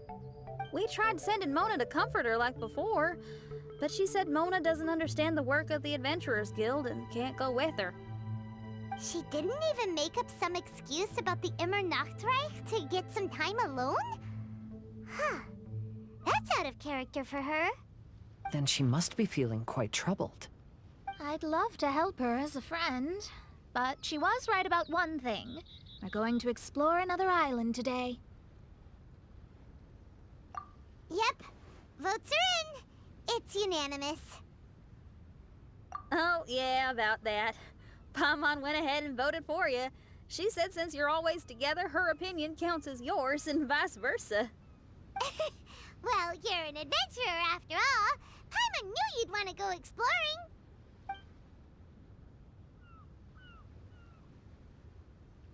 Fischl said there's something she wants to investigate and suggested that we all go ahead in the meantime. She told me not to worry. She'll catch up with us when she's done. Despite her quirks, she's still an experienced adventurer. I think we should trust her. I haven't known her for long, so this is just an observation, but it seems like she's struggling with some internal conflict. That seems about right. In conflict with others, you either resolve it or let it be. But when the conflict is within yourself, it's much harder to do either. I've also had a time like that in my life, so I understand what she's going through. It may be best to give her some space. I agree. Still, it's a pity for today's adventure. Adventuring is always more fun when everyone's together. Xinyan always has great team spirit. Oh, one other thing. This morning, we saw a mirage on the island in the north. We can go take a look once you're done with your breakfast, traveler. This island looks pretty normal. I smell something burning on the wind. My scry glass is getting clearer, but I still can't see much. Hey, look what I found. It's a... Well, is it a drum or a plant? An instrument made of a plant? Xinyan, do you think this could be your island? Oh, you mean this instrument could have been put here just for me? Okay, let me give it a try. Hold on. When I touched the rock garden in the bonsai yesterday, we were all transported to another space. Xinyan, do you want to take some time first to get ready? Well, you're right, but it's all good. I'm always ready to make some music.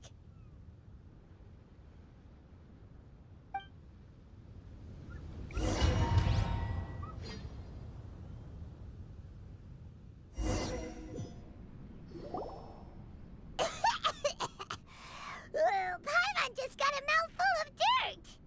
Paimon, are you okay? Just as we thought. We've been sent to another place. Oh, why does this place feel so bleak? Xinyan, are you sure this is your mirage? I think so, yeah, but you're right. Why is it so bleak here? Look, there's something really bright over there. It's almost like it's inviting us to go check it out. Okay. Let's go have a look. Wait! This is too obvious. Surely it's gotta be a trap. That well may be, but there's also nowhere else for us to go. If this mirage belongs to Xinyan, I don't think we'll find any traps here. Now you're talking. You know that wouldn't be my style. That makes sense. Alright, let's go then.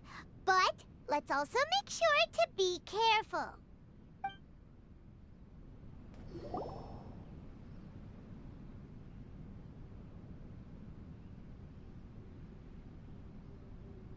The door is locked. Keep your nonsense to yourself, thank you very much. Xinyan, why did you lock the door? You'd think I'd know this. Oh, actually, I usually put my key under the flower pot next to the door, so maybe the key is nearby. Oh, is there a flower pot around here?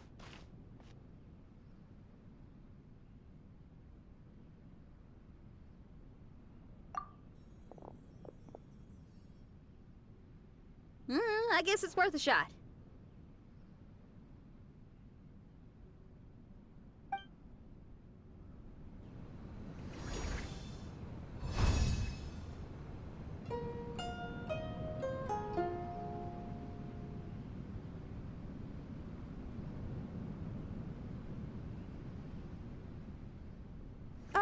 I hear music. This place really is dedicated to music.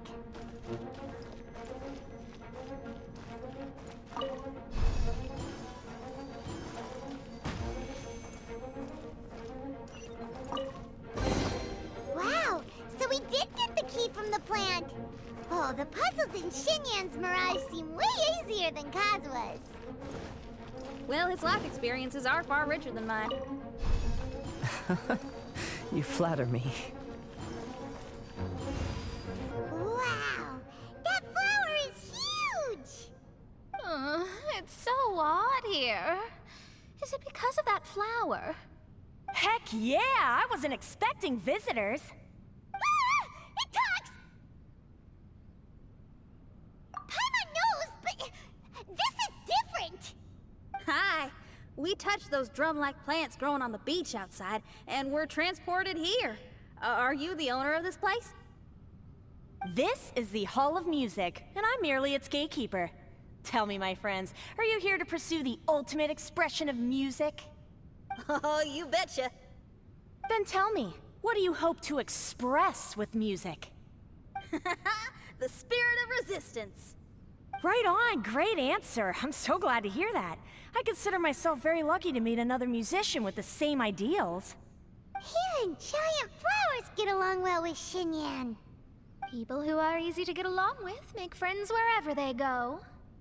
Well, if you've made it this far, you must wish to venture deeper into the Hall of Music. However, I must apologize.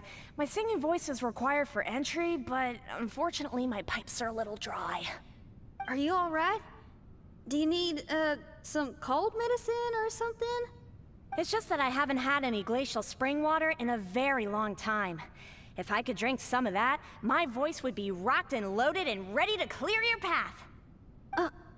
Glacial spring water? Yeah, with one sip of that, anyone could sing the most beautiful song, no matter if they were a weary adult, a sleepy bird, or even an ignorant child. Oh. Okay, I'll find some for you. Where is this spring?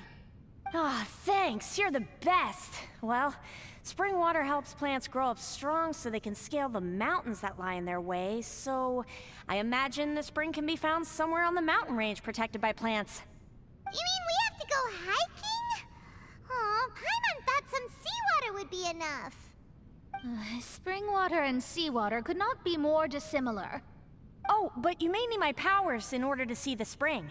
Give me your hand, friend, so that you can see through my eyes.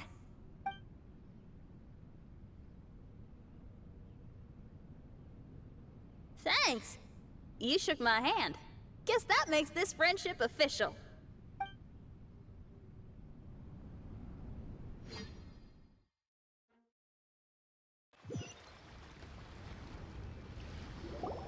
Whoa, we're out! Ooh, it's much brighter here. I didn't mind that hot cave, though. Glacial spring water can be found on one of the mountains around here. Let's all look for it. Wait, how can there be light coming from below the ground here? Is this a water vein? Well, according to that flower, the water vein is related to the plants, and the plants will lead us to that spring. So I guess we should follow the water veins. Everyone, I found a note here.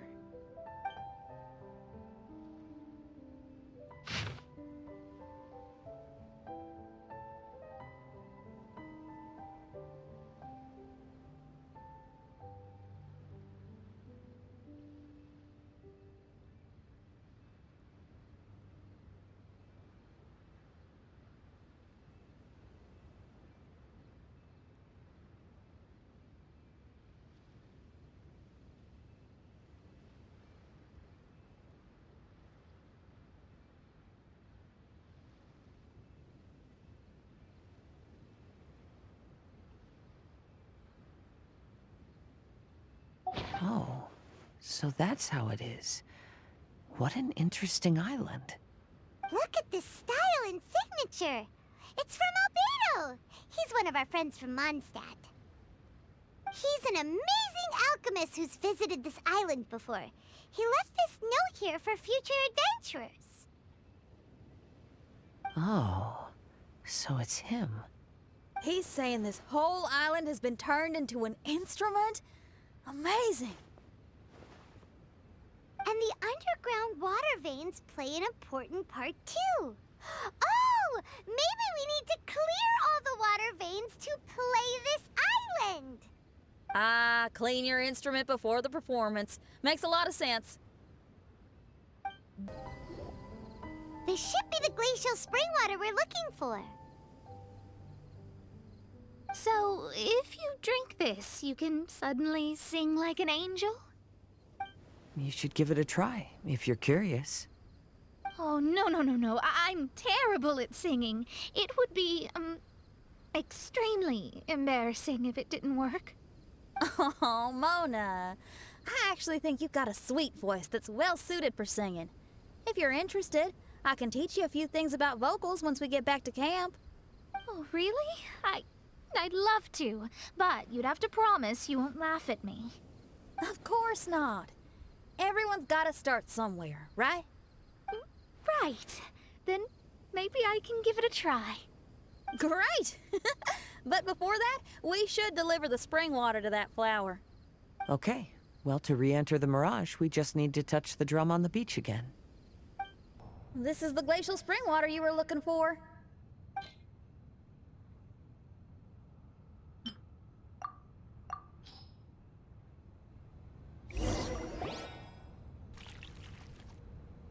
I'm feeling a lot better now. Thank you very much. Now, I'll send you to your destination. Whoa! I'm going to lose my hat! This scent. I think we've arrived at a mountain near Liyue. But it's so dark here. Wait, listen. There's a voice. Can you hear that?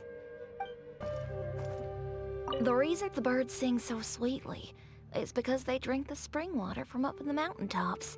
Xinyan, we're not singers in this family. None of us are. What makes you think you can be any different? Oh, so I just need to go drink some of this spring water, and then I'll be able to sing? Oh, I'll be right back, Mama.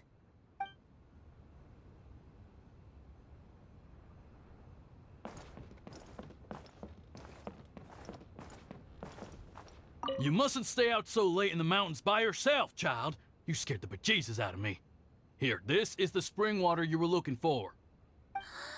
Really? Oh, you're the best, Daddy.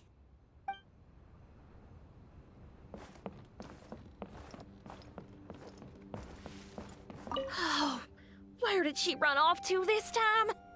To find somewhere she could sing, no doubt. She can't be persuaded, and we can't stop her from walking out the door. Did you really have to lie to her like that? How was I supposed to know she'd go running off looking for spring water? Oh, when is she gonna come to her senses?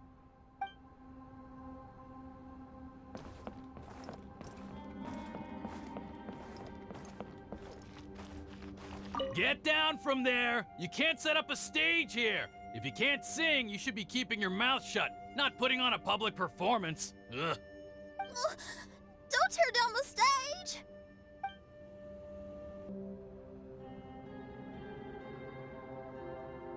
Xinyan, my dear child, why are you playing that crass instrument again? It's not ladylike.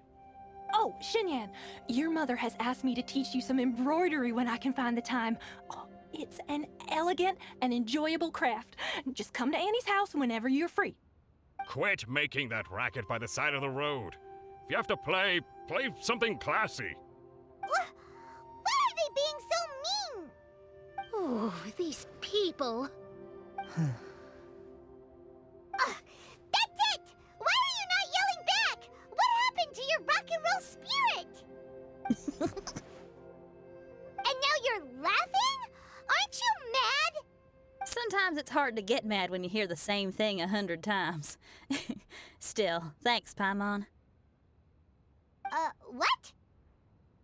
Auntie Jishang, how are you doing? Oh, dear child, I've been waiting to hear from you for a long time. This weekend, I'll be free. Auntie, stop thinking about me for a hot sec. Your stove is still on and you're cooking soup, right? Oh, you see, it's all burnt. Oh, how did this happen? Oh, my. Uncle Jew, little Jew is playing in the mud by the river again. Didn't you tell him not to do that? What? That rascal is up to his old shenanigans behind my back again, is he? Oh, well, we'll see about that. Oh, sorry, Uncle High. I'll move my stage someplace else. But your musical taste needs to evolve if you want to keep up with the times. Maybe you didn't know, but even the most famous opera singer in Liyue likes listening to my boorish music. What did you say? Is that true? You're not making this up, are you? I'll have to look into this. They're all gone. See? Knowing the right words to say and when to smile can solve almost any problem. If that's the case, then what's your rock and roll spirit for? My rock and roll spirit isn't something I just use to win an argument. That'd be a real waste. Rock and roll is a revolution. Transforming your identity and destiny, saying goodbye to concessions and cowardice, it does them all. And most importantly, it lets you do it with art rather than words. My rock and roll has an unbreakable spirit, like a flame in a rainstorm that refuses to go out, or the magma that never stops boiling under the surface of the land. Okay, let's go. Let's go that way. There's a side path right there. What a great mindset you have. If anyone ever called me anything less than a genius, I'd be furious. Really? I'm not as tempted to give it a shot. Mona is glaring at me. Paimon, there's a difference between embracing the spirit of rock and roll and playing with fire. To tell you the truth, I'm also starting to develop an interest in rock and roll. Seriously? Oh, this better not be a joke. No, I'm serious. Rock and roll's ability to cultivate such a strong will in people is an incredible thing. Hey, is that?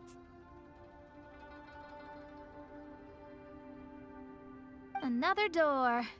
More delightful individuals await us on the other side, I assume. Let me handle it. Piece of cake.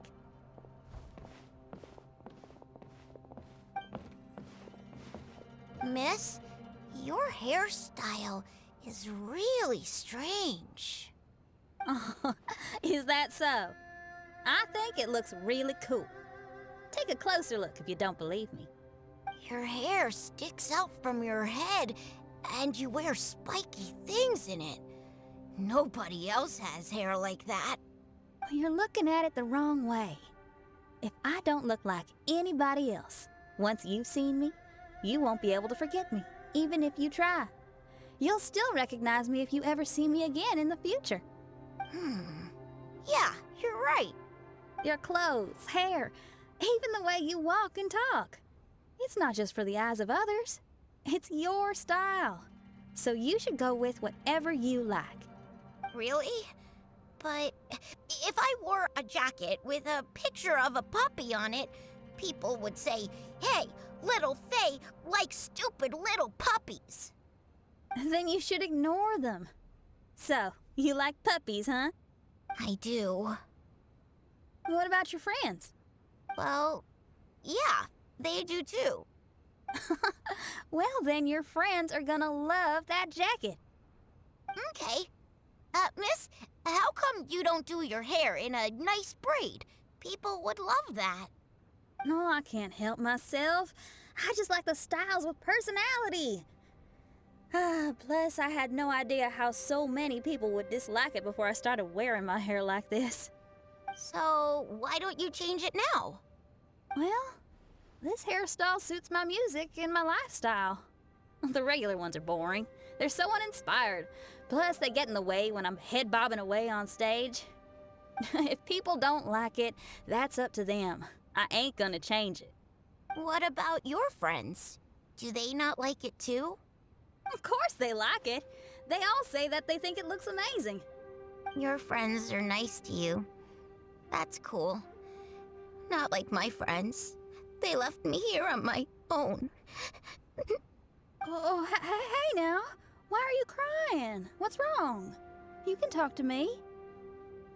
Little Lulu and little Mung, they're ignoring me.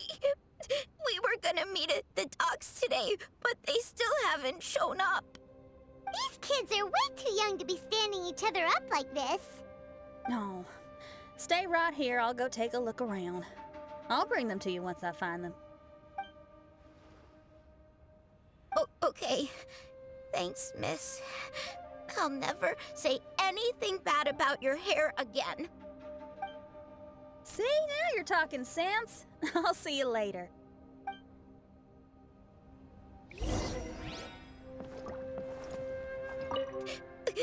Why don't little Mung and little Lulu want to play with me? Excuse me. Are you little Lulu? Are you looking for me, miss? Didn't you promise to meet little Faye at the docks? Why aren't you going to meet up with him? He's crying because he thinks you've abandoned him. Huh?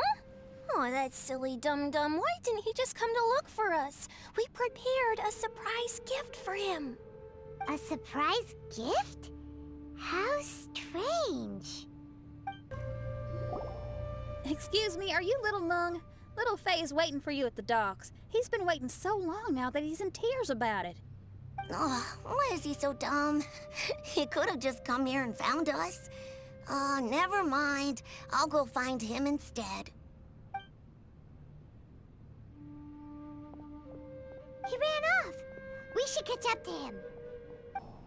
You dum-dum, we were preparing a surprise gift for you. We didn't think that you wouldn't come to try and find us, and definitely didn't think you'd start crying about it. I'm sorry for being such an idiot. No, I'm sorry. You're not an idiot. I guess we shouldn't have been so secretive about it. We didn't come to the docks to meet you because we wanted to give you a big surprise for your birthday.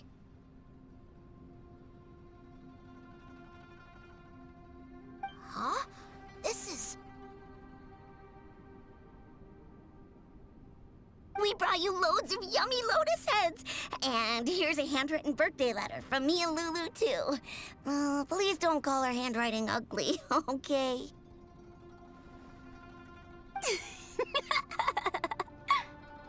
You guys! Thank you. And all's well that ends well. It was all just a misunderstanding. Well, sometimes that's just what friends do. If my friends had ditched me to plan a surprise, I'd have gotten upset too. Is that a hint for us to prepare a surprise for you too? Very clever. No! I was just speaking my mind. I know. I was just joking, seeing if I could give you a fright. Everyone? Paimon's hungry. It's almost lunchtime, so how about we have lunch at my house? It's not far from here. So, even your house is in this mirage? Yep, I just noticed. There's the same road in here as the one that leads to my house in real life. Even though we're in a mirage, I reckon some things will always remain the same. In real life, after a bad quarrel with the neighbors or a disappointing show, the one place I'll always go is my house, because, well, everyone has to go home eventually. Here we are. Please, come in. Make yourselves at home. No need to take off your shoes. Thank you for your hospitality. Oh, chairs. We can finally unwind for a bit. Huh? Did you guys hear a sound coming from the other room? Oh, you all keep resting here. I'll go have a look.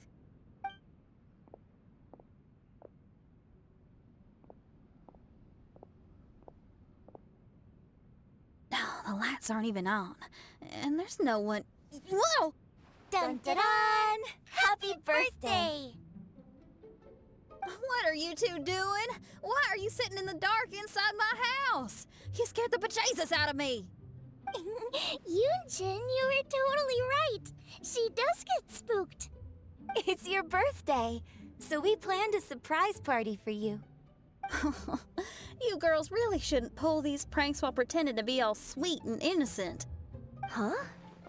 Come on now, what's wrong with that? Who says that being cute and innocent means you can't pull pranks? Back me up, Xiangling. Totally, Yunjin. Guoba pulls pranks on me all the time, too. All right, you win. Beidou needs to do something today, so she has asked me to deliver her gift to you. So, here they are. A custom-made dagger and the score of a composition from abroad. As for my offerings, I had these gold hairpins and iron hair ties, custom-made for you by my family. Iron hair ties? You're telling me that your family used their 1,000 years worth of experience to make hair ties? What's the problem? Hair ties may look simple and unassuming, but they actually require a lot of intricate craftsmanship to make. My gift is one of a kind. A little while ago, I came across a bespectacled blacksmith on the street. The way he worked and talked, it felt almost like he could see right through stones. I was skeptical, so I asked him to help me make a bet. And when the merchant cracked the stone open, there was indeed a piece of raw jade inside. I took the jade on the spot and ground it into a pendant, which I then strung on a cord. You can use it as an accessory. Wow. You made a jade pendant for me? Yeah. Don't wear it around your neck. Put it on your guitar. Every day I see how much you pamper that guitar, so I thought you should jazz it up a bit. I don't know if I can bring myself to hang this thing anywhere except in a display case on an altar. Thank you, Xiangling. You're so thoughtful. Xiangling has always been thoughtful. But the blacksmith you mentioned, who could see through stones, can you tell me more about him? If the story's interesting enough, I might have to put it into my play. I'm not exactly sure, but I hear that he was sick for a while and was so disoriented during that time that he couldn't remember anything and felt as if his body didn't belong to him. And then, all of a sudden, he recovered. He's all fine now, except for some reason, he can now tell the difference between valuable and worthless stones just by looking at them. That's certainly peculiar. No, let's not get into that. The food is getting cold. Let's eat!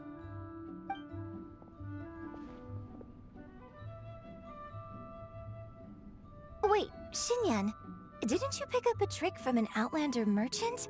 The one you taught me on my last birthday. Huh? Oh, you mean making a birthday wish? Yes, that's the one. They also light candles and cut cakes in other regions. But we didn't have time for that, because we were too busy bringing the food over. It's fine. I can just use my imagination. Okay, let's count to 3 and you can make a wish. 1, 2, 3. What should I wish for this year? My wish is...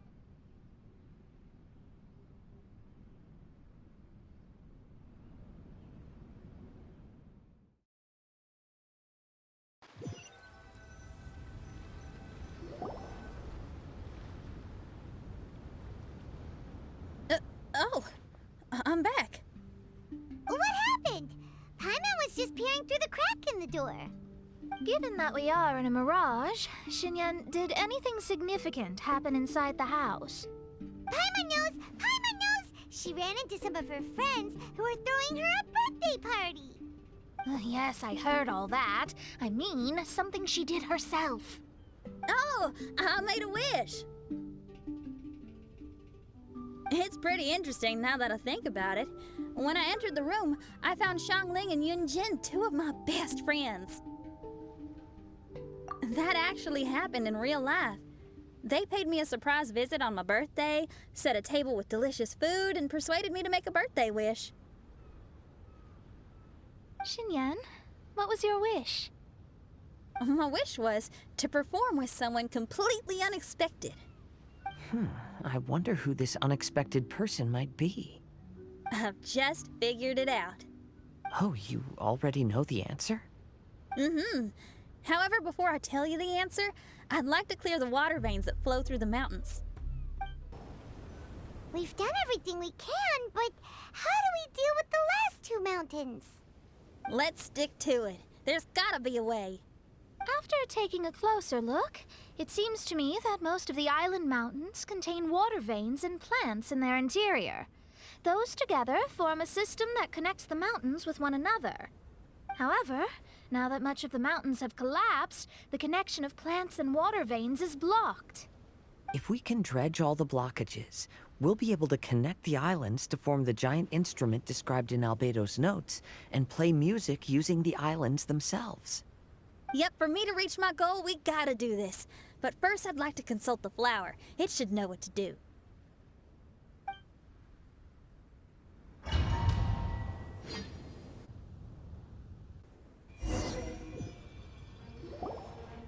Some of the plants and water veins on the island mountains have been lost. Do you happen to know another way to dredge the blockages? I know someone who can help you with that. Go ask my companion, Frozen Soul, who lives upstairs. Who are you?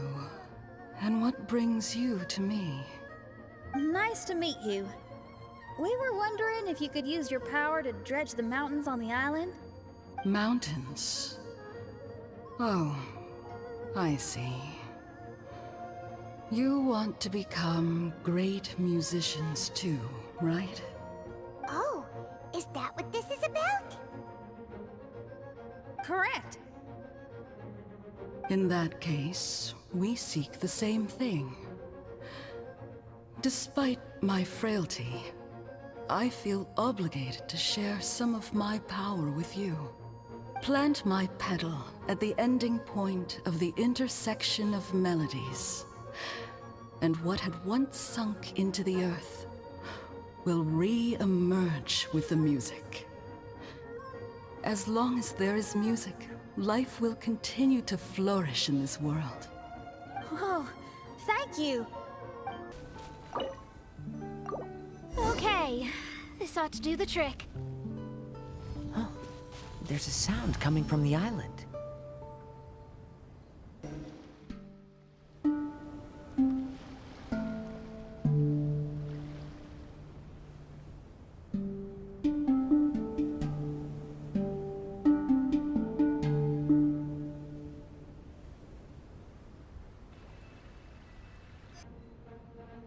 Can you feel anything now that we've planted the petal? Yes, I can feel it. The sun is shining brightly. The sea gleams like a gemstone. The waves lap the milky white beaches. And the grains of sand are pulled into the sea, then pushed back ashore. The seabirds are landing on the rocks, pecking gently and making rhythmic sounds. Da-dum, da-dum, da-dum. It's music. This is indeed music. In fact, this whole island is a giant musical instrument. Since you are a musician, you should be able to understand the meaning behind its original creation. Making music with the tides, waves, and sea breeze as your instruments is the most romantic thing in the world. Let's go, everyone. It's time for my performance. Finally, the time has come. Everyone, I once made a wish to perform with someone no one could have expected. And today, on this island, I found my answer. No one knows the name or appearance of the man who transformed this island into a giant musical instrument so many years ago, but he is unquestionably one of Teyvat's greatest musicians. I never imagined I'd be able to see such an instrument, and I never imagined we'd be able to play it during a high tide. No. Music is the gift one gives to their kindred spirit, so I'll play something that makes for a better duet with the original musician. No rock music for today. Instead, I'm gonna show you something new.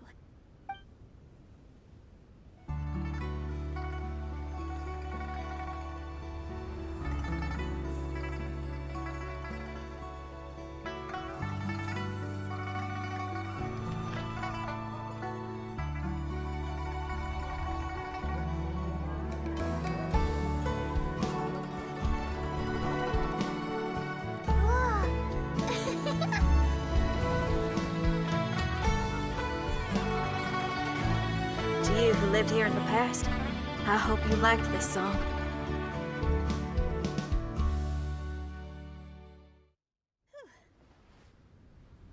How was it?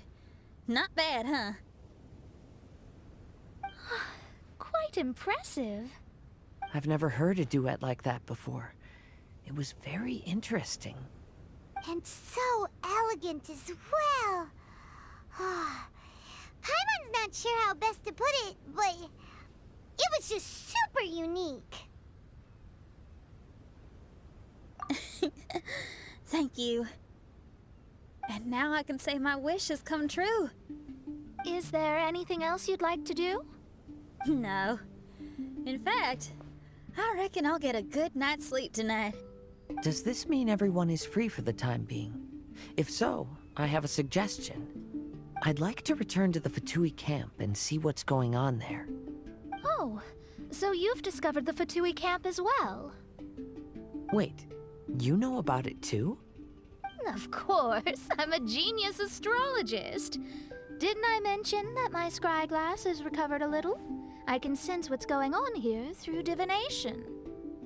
I didn't know the Fatui were here too. Indeed. I also informed Fischl of this when we parted ways today. If she runs into them, she'll stay hidden and out of danger. I see. Then perhaps we should tell everyone what we know. A strange machine and delirious Fatui? Are you suggesting these are connected to the mirage? I can't say I'm certain, but I don't believe they're completely unrelated. Fair enough. Let's go check out the camp. Whoa, where did they come from? To the wind. A boom! I swear by my sword! It's strange that on our way here, we've only run into local monsters and no Fatui. How bizarre. There are still signs of the camp, and the machine is still here, but all the people have vanished.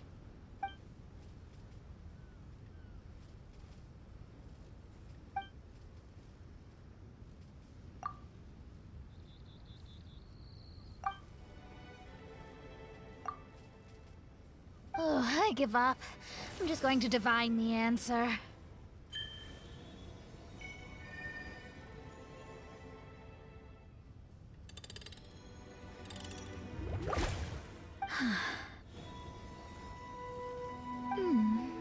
What's this? Some kind of energy flow? Sorry, everyone. I can't seem to find any trace of the Fatui. My scryglass has gotten hazy again, but this time I can sense some sort of energy converging and taking physical form. The destination is the island over there. Whose mirage will it be this time? Let's head over and have a look. Maybe we'll be able to find something there. Here we are. Huh? Fischl? It's really her! Hey, Fischl! My imprudent retainers. You finally arrived. Oh, my. Long time no see. It hasn't been that long, has it? Main Fräulein and I sensed a peculiar aura and came here ahead of time to reunite with everyone. We weren't expecting you. Well, what I mean to say is, you arrived sooner than we expected. Is it just Paimon? Or does Oz seem nervous? The advent of the Immonocreich is imminent, and I still need to prepare for the consecration. Main Fräulein, are you sure you... I am quite capable of acting on my own, Oz. If you're weary of the encroaching darkness of the night, you're quite welcome to return to the blinding brightness of the day. Please, Main Fräulein, do not say such things. I am your loyal attendant, your eyes, and I will never leave your side. Stop staring at me like that! Anyway, the time of explanation is not yet upon us. Oh, Main Fräulein. I do apologize, everyone. Main Fräulein is having a rough day. Please, do not take it to heart. I must also excuse myself now. Huh. Still no improvement in her mood, even after all this time away from the group. As soon as I saw Fischl, I realized that the mirage that's about to take shape here must have something to do with her. Yes. I, at least, felt a peculiar sense of familiarity when I approached my mirage. Me too. Even though it didn't really make sense, I just had a feeling that something exciting was gonna happen. Exactly. If Fischl and Oz can also sense something, then our suspicions are likely to be right on the Mora. Fischl's probably agitated because she doesn't want to confront her mirage. How come? Maybe her mirage conceals some secrets that she doesn't want anyone to know about. Let's all take a rest here for now. When the mirage appears, we will get to the bottom of this mystery. Are you awake? It might sound hard to believe, but no, nothing's happened. You're awake? Then let's bring you up to speed. We've searched everywhere and found nothing unusual at all. Based on the previous 2 mirages, we should have been able to find something that acts as an entrance. Is it possible that the time has not come yet? You mean we should wait a little longer? Yes. Plus, Fischl is still nowhere to be found, and I highly suspect that she's even more eager to find the entrance than we are. So, let's wait. Let's give the mirage... No, give Fischl some more time.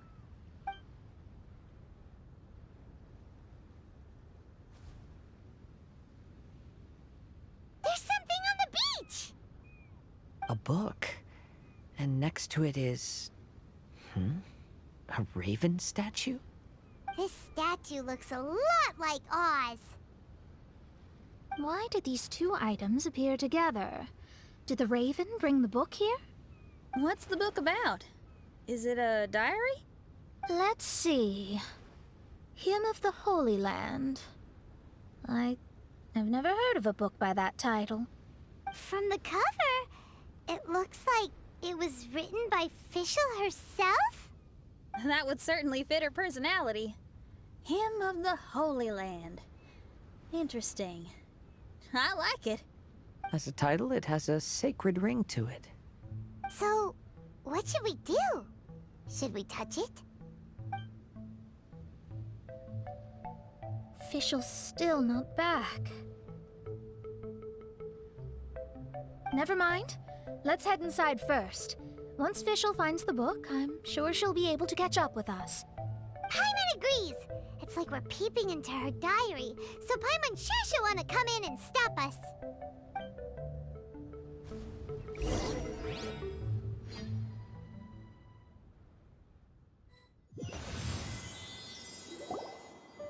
Though this truth has long faded from popular memory, scholars have long known that Prinzessin Fischl von Luftschloss-Norfedort first descended upon the world during the time of chaos, roughly 600 years before the era of the saints.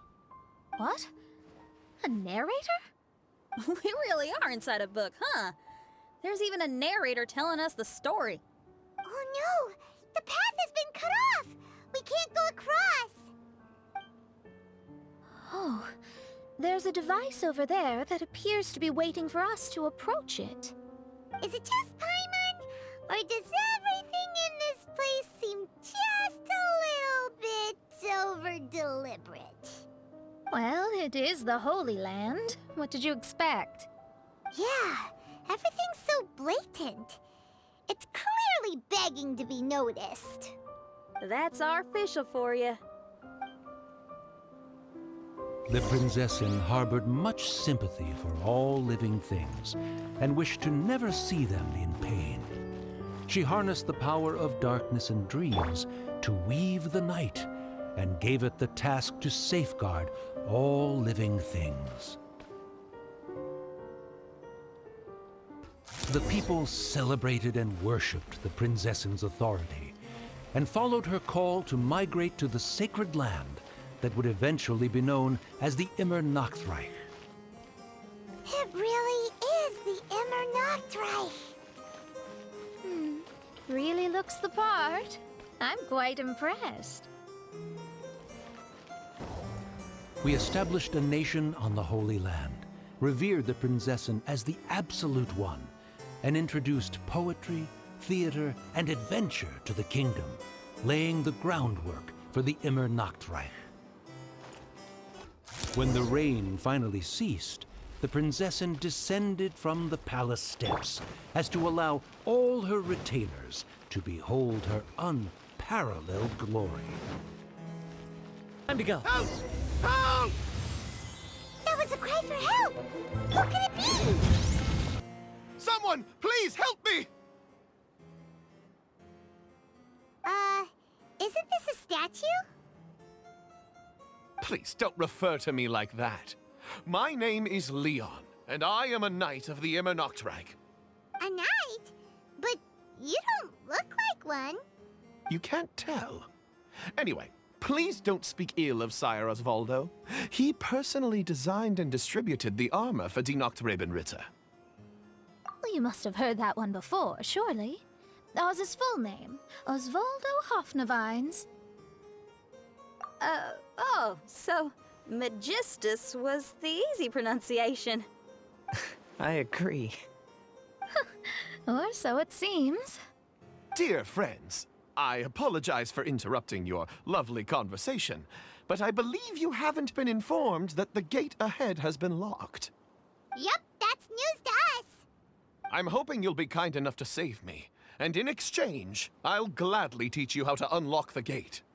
Well, I guess we'll have to save you then. Valiant heroes.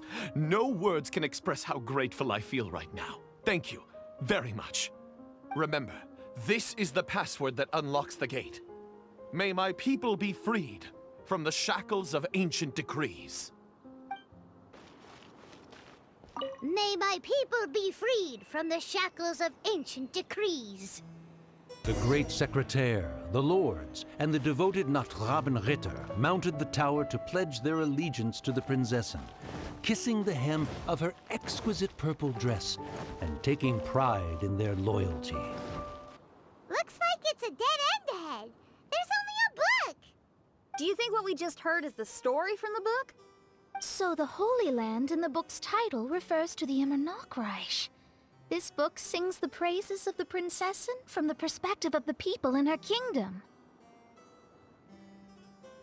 We're on the last page of the book, but the story doesn't seem to have ended. What happens next? Paimon wants to know what happens next. I guess we'll have to keep exploring. As for this book... Wait, I have an idea. Now that we've finished it, let's close it. Huh? We've been transported again, but we're not back on the beach. We are somewhere in Mondstadt. Greetings, Honorable Kaiserin Derver Ertelang. Amy, dear, I've made steak and fisherman's toast. Come on, eat up before they go cold. Mother...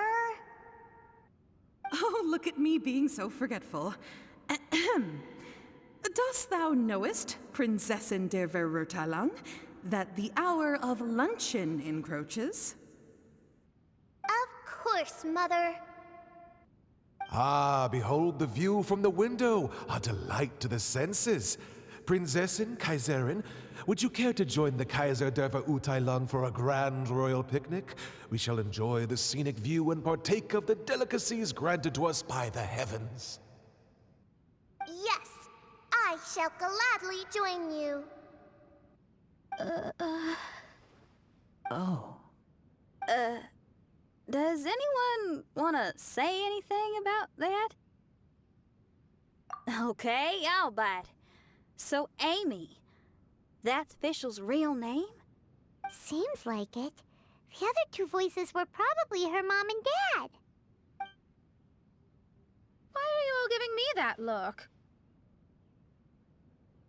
Forgive me if this comes across as rude, but is your surname truly Magistus? Huh, you think I was bluffing? My full title is and always has been Mona Magistus the Astrologist. Oh, my apologies. Don't you think that's a bit long? Well, it's a special case. Only geniuses get titles like this. Well, that makes no sense. What are your thoughts on the scenes we just witnessed? Well, it seems that closing the book is one way of effecting change in this mirage. Well, I think it's sweet that Fischl's parents are willing to play along with her. Well, they probably didn't indulge her forever. Based on the voice, this was surely a memory from her childhood. It's a different story now she's grown up. You know a lot about Fischl, Mona. After all, we've been friends for quite a while. Speaking of, I wonder where Fischl is now. That voice mentioned that she was heading out. We may as well go outside and see if we can find anything. Oh, we're back! Wait, why are we back? We haven't finished the story yet! This feels as awful as purchasing a counterfeit astrology tutorial or realizing you've forgotten your wallet in the middle of dinner. This is torture. I think they're a little bit upset. To be honest, I also don't like to read books that end on an unexpected cliffhanger. No one likes that. All right, let's enter the mirage again. Good idea! Let's go!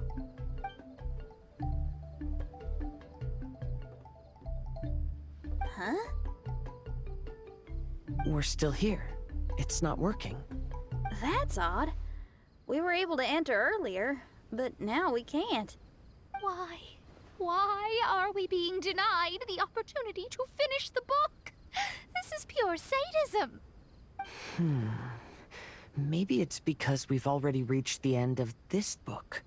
Before leaving the Mirage, we saw that the book had been flipped to the final page. I believe Hymn of the Holy Land is divided into multiple volumes. It's like one of those sneaky light novel marketing schemes. If you want to know what happens next, please buy the next volume. Ugh. I have to see the ending. Yes, the ending! Everyone wants to know how the book ends. Huh? Who's there? Heavens above, she saw me. Stand up straight, stand up straight. You're... I'm Ask Me for Directions, Arnold. That name's a little on the nose. So, Arnold, let me ask you something. It's Ask Me for Directions, Arnold. So, ask me for directions, Arnold. Let me ask you something. Yes, ma'am. Are there other volumes of Hymn of the Holy Land? Where can I find them? Oh, you're asking the right person. Hymn of the Holy Land is the sacred scripture of the Reich. There are 3 volumes in total, with the other 2 stored in 2 high locations in the castle. If you wish to find the second volume, you must climb to the very top floor of the tower. Tower? You mean that tower over there? That is, indeed, the tower where the sacred scripture is stored. If you look closely to the cave right over there, you'll find a secret passage that will swiftly take you to the tower. Okay. Thank you, Arnold. It's Ask Me for Directions, Arnold. Do you have any other questions for me, fair maiden? Concerning, perhaps, my relationship status or monthly income? No. Goodbye. Let's ignore that, Raven, and proceed. There's a secret passage in the cave ahead that leads directly to the top of the tower. But, ma'am, are you sure you're not interested in me? I only shared with you the secrets of the Reich because of your great beauty. Ma'am, wait. Hey, stop. Who are you? You don't look like citizens of the Reich. Explain yourselves. What's your purpose here? This place even comes with guards! What are you doing?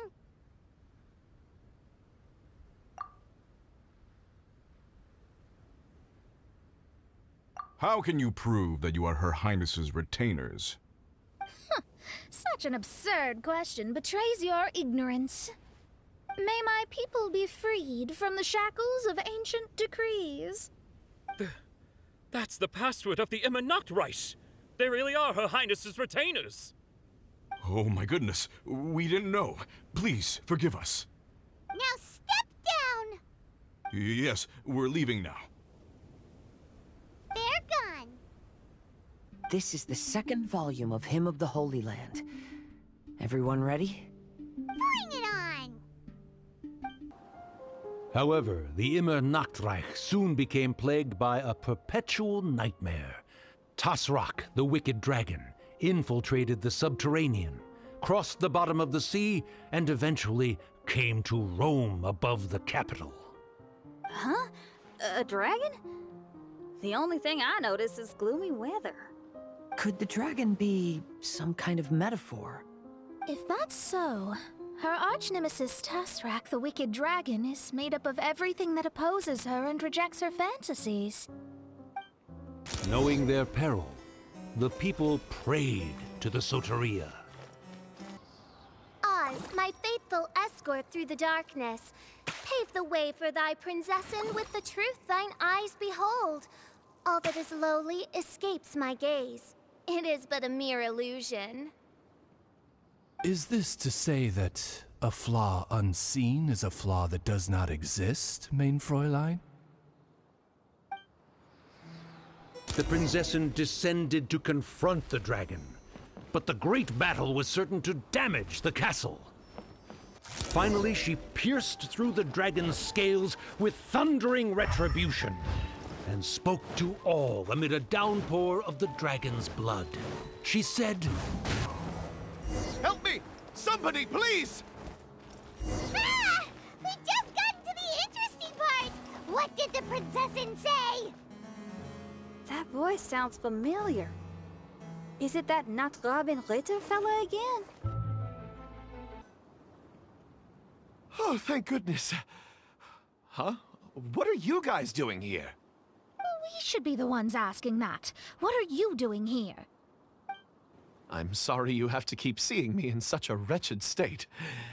I suppose I'm still not good enough to play the role of a qualified Nachtrebenritter. Play the role? I'm ashamed to admit it, but I'm not a real knight. Rather, I'm a new actor who recently landed a job to play the role of a knight in a theater troupe. That's not really something to be smug about. Ah, well, you see, that's where you're mistaken. Theater is an essential part of Immer Nachtreich's culture. A fantastic theatrical performance is the greatest tribute we can pay to Her Highness. Oh, so this is your local culture? Exactly. So I'm delighted that I got to play the knight. Why does the princessen enjoy the theater so much? Her Highness once said, "Celebrate me by staging a play in the wilderness. Bow down to me and bring me beautiful dreams in return for everlasting glory within the eternal darkness." I believe it is because Her Highness appreciates true art and can also sense emotions hidden deep within the souls of humankind. The crystallization and sublime expression of emotion is the heart of theater. People who truly understand theater always have a beautiful, sensitive heart filled with a rich array of emotion. So that's how it is. Thank you for your answer, Sir Knight. Thank you so much for calling me a knight. So, basking still in this honor, I will be off to my battleground. May we meet again. Hopefully not. Be more careful in the future. Oh, and please remember the password to unlock the gate. Upon my command, spread your wings and take flight. Upon my command, spread your wings and take flight.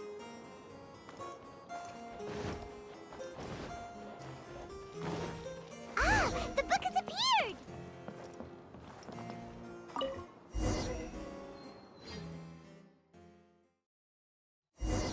Greetings, my most esteemed father and mother.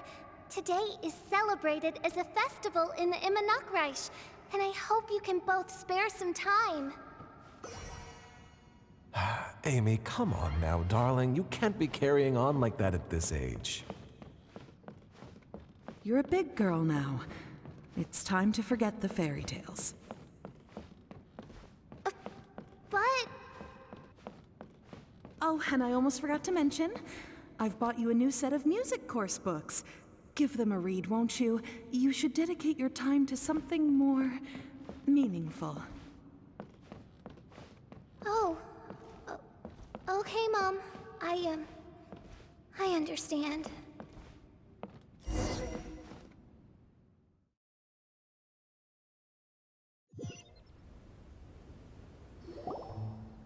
We're back again. I believe we have just witnessed the true nature of the wicked dragon. This is something I am all too familiar with. There are always people who believe that our passions are a waste of time. Huh? You're...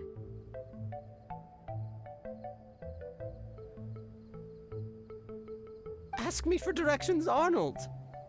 I mean, you're back. Why? Oh, but I came because I bet you'd be looking for the third volume of Hymn of the Holy Land. Well, you bet right on that front. You need not do anything for me, my dear lady. The opportunity to behold your beauty is the finest reward I could ask for. I shall give you the answer you seek. The third volume of Hymn of the Holy Land can be found on the top floor of the royal castle. Is it guarded by anyone? Oh, but of course, sir. What sort of question is that? No nation would treat its most treasured books as if they were just cast out into the wilderness. That means we will still find Nachtreiben guard stationed there. It is a citizen's utmost honor to guard the sacred scriptures. But it matters not.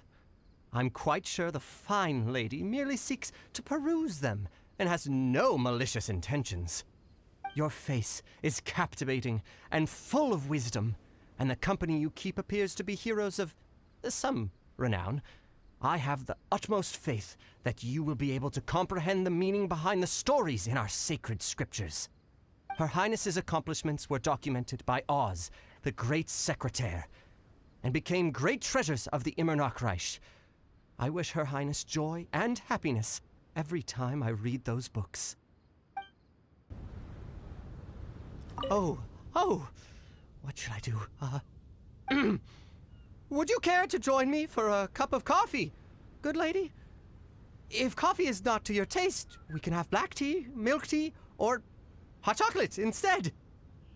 If you don't want to, that's perfectly okay. I'll keep my distance and be with you in spirit as you enjoy a drink on your own. Your joy is my joy. Stop! It's you guys again. What's your problem? We're the princess's personal retainers. Cut the lies! Her Highness doesn't keep company with nobodies like you. Oh, really? Are you prepared to take responsibility for what you just said? I'll say it again. Her Highness doesn't keep company with... Who are these nobodies you speak of? Her Highness and Sir Oz. I must say, guards, it's immensely disrespectful of you to make such remarks to the retainers of the Immernachtreich.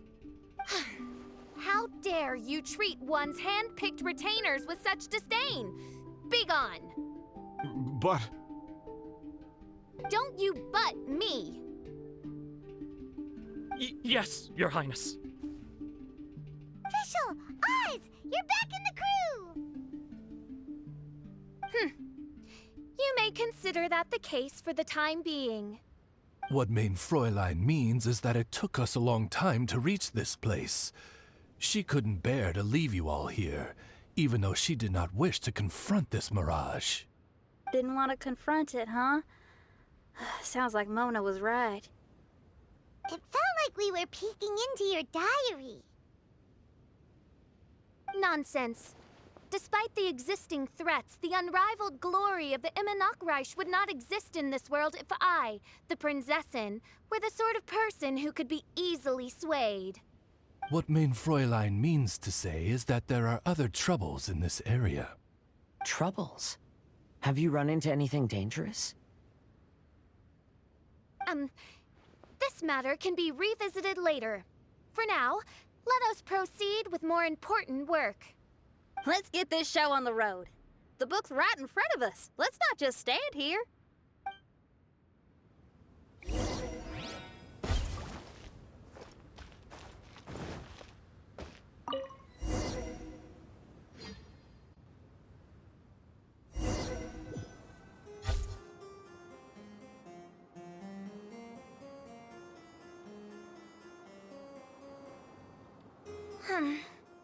Majestic, but fragile. Vast, yet vulnerable. This domain both amazes and sickens me. She means that she has never seen such an extravagant mirage before, and even she is enthralled by it.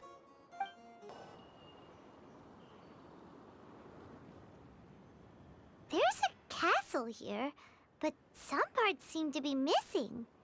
Fischl, is this yours? Allow me a moment to reminisce.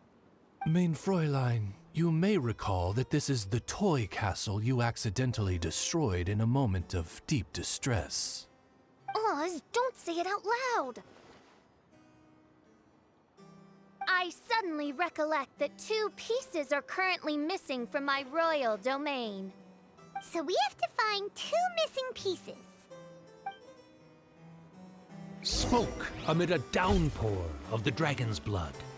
She said, "May my people be freed from the shackles of ancient decrees." Such wise and compassionate words could only come from your own writing, Mein Fräulein.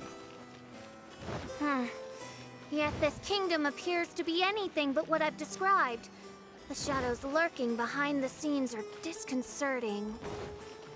Prinzessin Fischl again continued her song, and the interwoven chords of her sacred words became the Immernachtreich's hymn.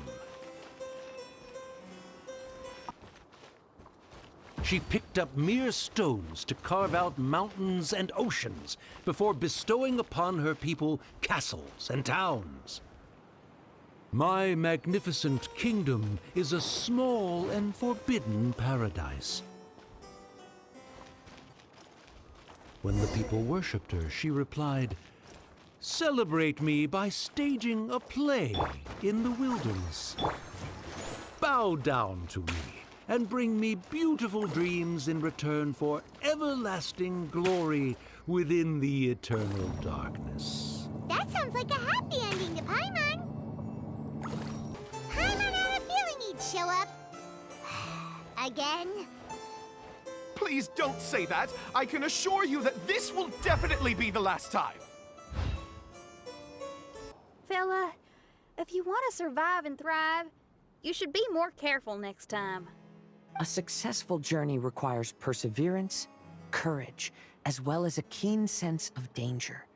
You have the first 2, but in the future, please strive to be more vigilant. I shall remember your words for the rest of my life. But it is time to say our final goodbye. You may not have noticed, but the weather has improved, and the sea has become pleasant and calm. We have awaited this day for a long time. You may be amazed that someone as reckless as me could become an actor, but please believe me when I say it's not by chance. Every Nachtraben is looking for a way to contribute to the world. We just want to find our place, our destiny. We were born to seek the roles that fate has assigned us to play. You may not be aware that Hymn of the Holy Land is also a book of prophecies. Prophecy? But Paimon thought it was a sacred scripture. Yes, it is. Hundreds of years ago, the Immernachtreich was engulfed by a menacing shadow. But our ruler stood by and did nothing, as if she had lost interest in ruling the kingdom. Soon after, Oz, the great secretaire, appeared among us. He brought us the sacred scriptures and a most encouraging prophecy. That prophecy is just as it's described in the book, and predicts a blessed future for the Immernachtreich. As a result, we became convinced that the gloomy skies would eventually clear, and we have been eagerly awaiting for that blessed day.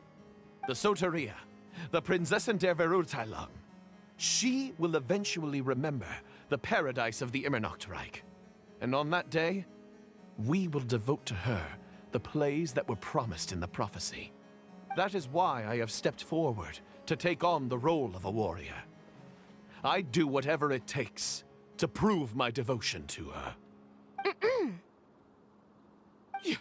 Your Highness! Oh, right! when we rescued you for some reason. My citizen, thy will is strong enough to sunder the wicked dragon's wings. I shall now receive thy blessing. It is my utmost honor. Thou hast done well. 'Tis almost most evident that thou dost possess the virtues of a knight. Go, take thy position, and wait for the performance to begin. We commend your unfaltering loyalty to Her Highness. Her Highness will now lead her retainers into battle against the shadow that plagues the Immonakreich. Thank you, Your Highness. And thank you, everyone. In that case, I will take my leave. Oh, by the way, please keep in mind that the password for the gate ahead is Zian, mein Sommernachtgarten. Paimon's confused. What were you guys role-playing just now? Is there not a single one of my lords and ladies who understood my precepts? Fools. What Mein Fräulein means to say is that you are all rather stupid. Yeah, you didn't need to translate that. I suppose this is the important business Her Highness warned us about earlier. Let's get this over with.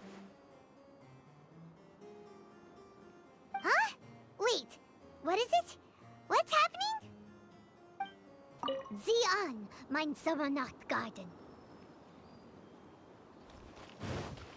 There's the book! Let's go and close it! Let's hope we won't get transported to another strange place this time.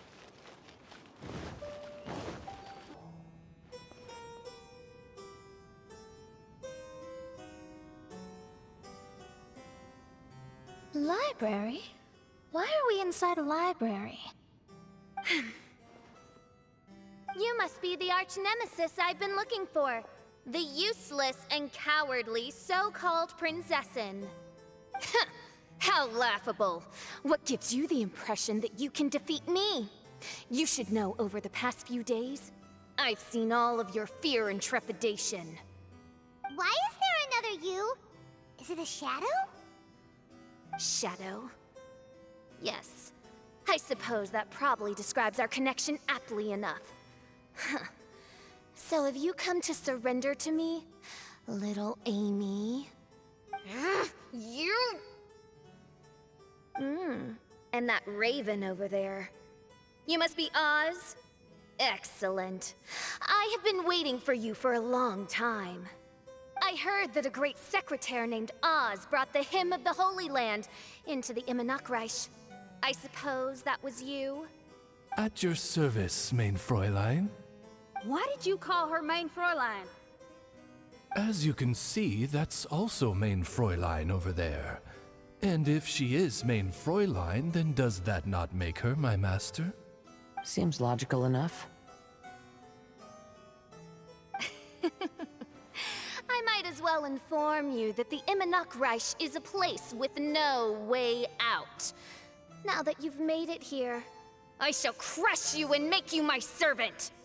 As for Oz, despite bringing over that hideous book of prophecies and causing the foolish citizens to fall to their knees worshipping that piece of nonsense, why don't you come over to my side? After all, Fischl is destined to team up with Oz. Mein Fräulein flatters me. I see no reason to refuse. Oz? Where do you think you're going? Oh, he's actually going over to the other side. Fischl, haven't you taught your raven anything about loyalty? Oh, this is not the time to discuss my shortcomings! Have you been bewitched, Oz? Why should you trust that she's telling the truth? Is not the Immonakreich a sacred land of liberty and theater? You are gravely mistaken if you presume the Immonakreich to be some kind of amusement park. Listen closely. It is a tomb for those who cannot face reality. You will be buried here, and I will take Oz, the product of our imagination, and live forever in the royal castle. A tomb? You of all people should know about this. Why does it always rain in the Immonakreich? Why isn't there any music in this so-called paradise? Because of you! It's all because of you! How pathetic. No, dearest Amy, you, not I, are the one responsible for all of this. You dreamed up a vast kingdom, but you can't bear its weight. Swayed by fear, you can't face the very world you've created. You may try to avoid it, but the fact is, you can't change yourself. I came here in your stead precisely because you failed to show up. The Immonocreich is now mine, and it is not your place to tell me what to do.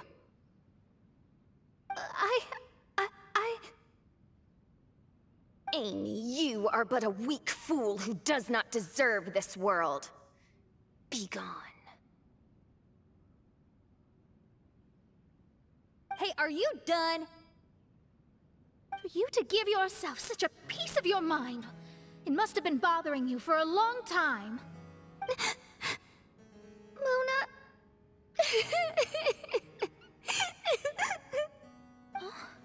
What's that look on your face?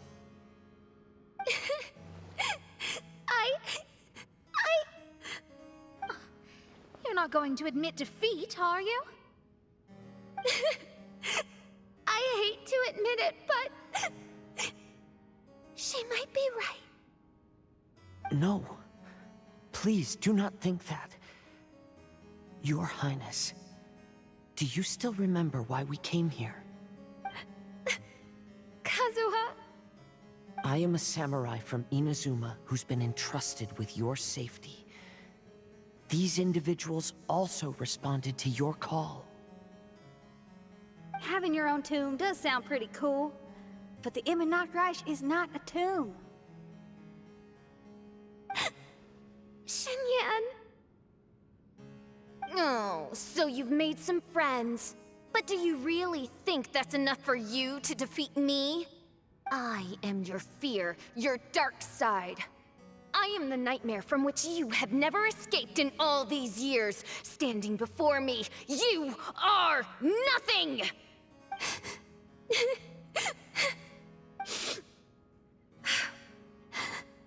No, I can't. I can't lose. Not now. I will be the one to claim victory. Just you wait. I will make you regret everything you said. Take it one step at a time, and don't rush. You can win as long as you maintain a level head. Get it together. Don't lose to anyone, and definitely don't lose to yourself. You ain't weak. That's not true at all.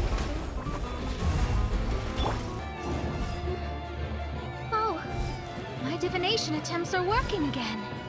And the stars say, the Fischl I know will obtain a landslide victory. Impossible! How did you make it through that nightmarish library? Stand down! Do you still think I'm going to lose?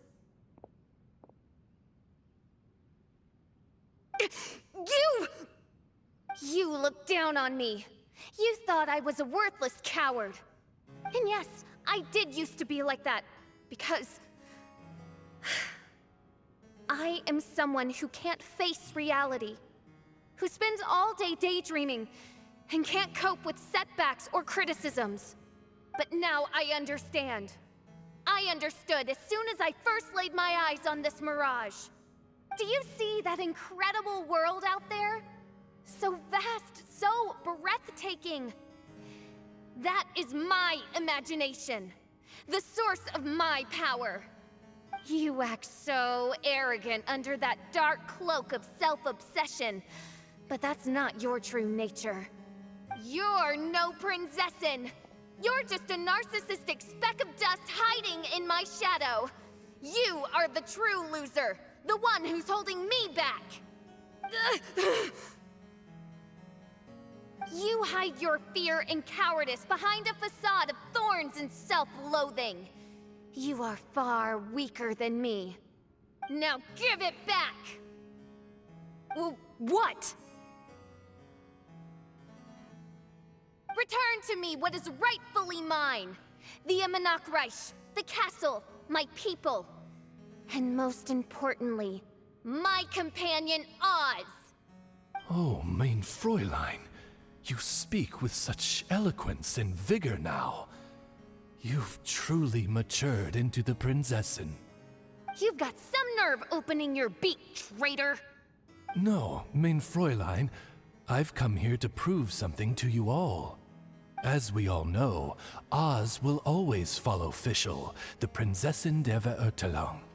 It should make no difference whose side I am on, because you're both Fischl. But consider this. When I switched sides, you did not lose your identity, did you? Indeed. These are words of wisdom. What do you mean, my identity? Whom do you suppose Fischl truly is? Huh? This is my question to you, mein Fräulein. Fischl is... Well... Fischl is... She's a loser! A coward who refuses to confront her true self behind the fantasies and lies! No, you are wrong. Fischl... is... me? Ah, you caught on most rapidly. Huh? That's it? Indeed, mein Fräulein. Fischl is sometimes the Prinzessin der Verurteilung, and other times not. She may be courageous and arrogant, but she may also be weak and cowardly. Fischl is you, both noble and humble. She is a first-rate adventurer with few friends and the Prinzessin der Verurteilung, the sovereign of the Immonok. Fischl is both timid and strong. She's afraid of others' gossip, yet yearns for their respect. Most importantly, Fischl is often self-deprecating, beating herself up countless times, yet she always finds a way to rise again. Mein Fräulein, no one merits the name Fischl more than you do. It's a complex yet simple name that represents the beauty of dreams and liberty. With or without loyal admirers, Amy will always be Fischl. You are Fischl, the enlightened one, who has always carried that belief in her heart. May my people be freed from the shackles of ancient decrees! Thank you for creating the Immonok and giving us a homeland, for authoring the hymn of the Holy Land in your subconscious, which offered us hope for a bright future. Please, embrace your darkness and return to your true form, Your Highness.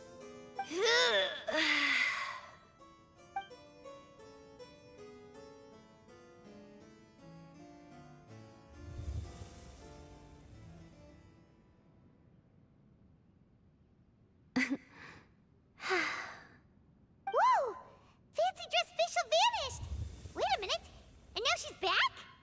Shadow seems to have returned to Fischl's heart, where it belongs. Everyone, lend me your ears. There she is. Citizens of the Immonok, do you hear my summons? Yes, Your Highness. There she goes again. I am so done with this. Oz speaks the words of truth. Today is a grand occasion, for it is the day that I seize back my heart and reclaim control of my kingdom. I hereby announce, welcome to the Immonok! Yay! One stormy night, a girl found a way to the future in the library.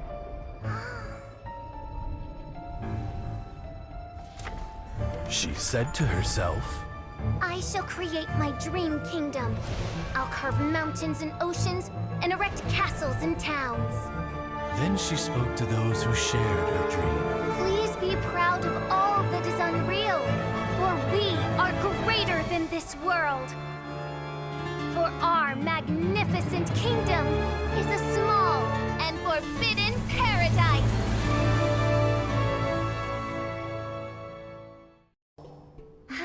What a wonderful day. I reclaimed my heart and became the true Prinzessin der Verurteilung. The Immernachtreich really appeared. Even so, I know that all the negative emotion I've been harboring in my heart will not simply go away. And that's okay. I'll carry these imperfections with me as I fight on, because I now know that what I have is unique and wonderful. Fischl, the stage is all set up outside. Wanna go check it out? Lady Paimon, do watch your words. Oh, right. Okay. Your Highness, wouldst thou care to venture outdoors and, check if stuff out? How dare you, retainer of mine, mock the great and dignified Prinzessin der Verurteilung? I concur. Now, let us rejoice and celebrate this historic moment for the Immernachtreich. Oh, what Mein Fräulein means is that she entreats you to celebrate the arrival of the Immernachtreich with utmost zeal and great joy. All right, we get it. Please don't translate her words back into Fischl speak. Watching a theater performance in a nation like this must be quite an experience. As for the puzzle I'm working on, I should have an answer soon. Oh, there's something we've got to do. Your Highness, Oz, please excuse us for a moment. Very well. See you soon.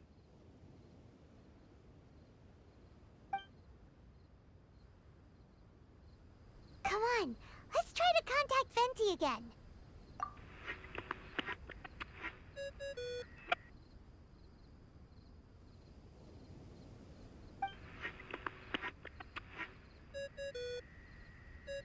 Oh, it's you.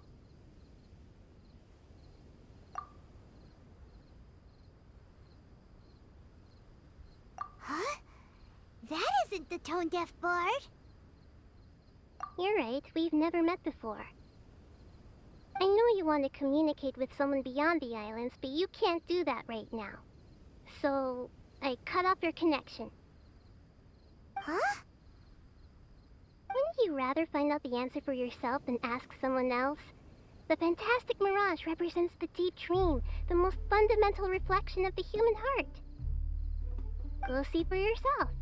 Witness everything with your own eyes. And when this is all over, tell me what you feel about it.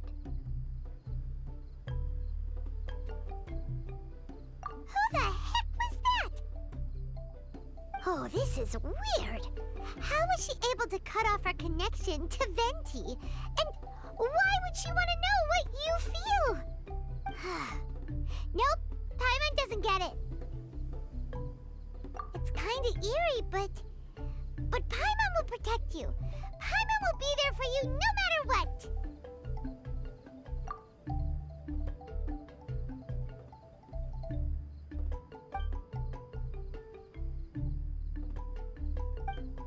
Everyone, over here!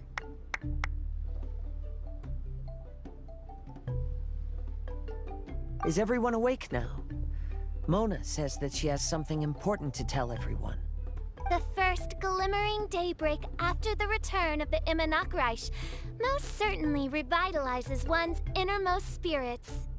What Mein Fräulein means is that she is ready to take on the next challenge. Yeah, we're rested and ready too. All right, then I'll get to the crux of the matter. I just peeked into my scry glass and there's a new mirage forming on that island over there. And I have a feeling that this one is my mirage. Oh, so now it's Mona's turn. You were with us for all of ours. Seems like it's time for us to go with you into yours. Well, I'm sure there's nothing to see, really. Lady Magistus, are you embarrassed? No, absolutely not. It's not like I'm worried about everyone judging me after seeing my embarrassingly pathetic mirage or anything. This emphatic no sounds rather like a thinly disguised yes. Well, astrologists are often regarded as something out of this world, right? But what if my mirage is nothing like that? Fret not. Your Prinzessin is not so foolish as to entertain preconceived notions on how thy mirage should or should not present itself. Yeah, me neither.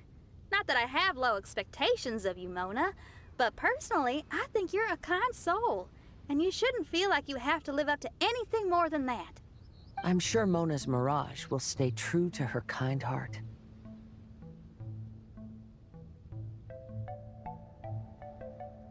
Yeah, and it's not like we're going in there just to do some sightseeing. There's other reasons too, right? Really? Well, okay then. I suppose I'm not worried as long as everyone doesn't get too excited. All right then, let's get going. According to my scryglass, we've arrived at the Mirage. Okay, let's find the entrance first. Is that it? Over there?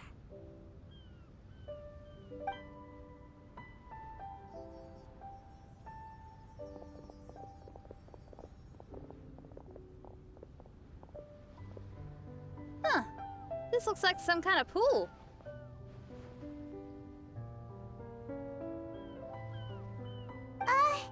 We're not gonna have to swim to get in, are we?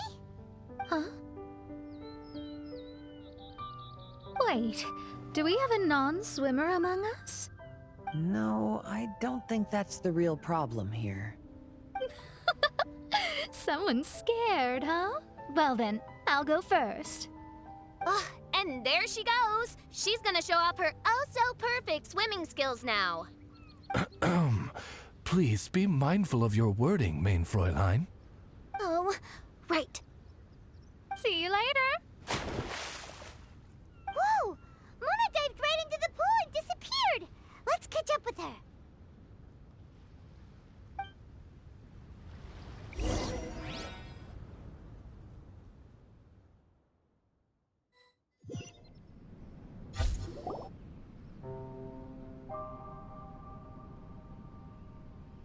What a spectacular structure. Wow. I've never seen anything like this. Hey, Mona, your mirage is amazing.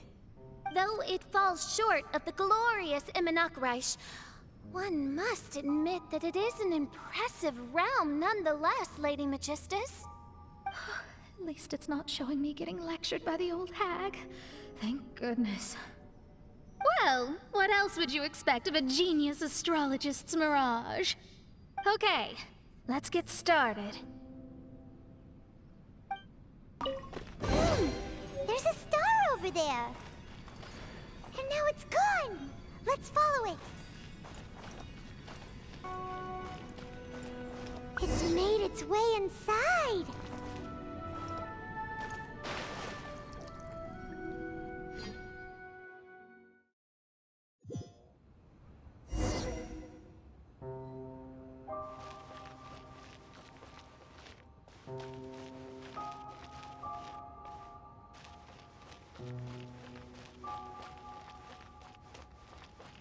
I've always been very proud of my talent in astrology. Huh? What in the... Is that my voice?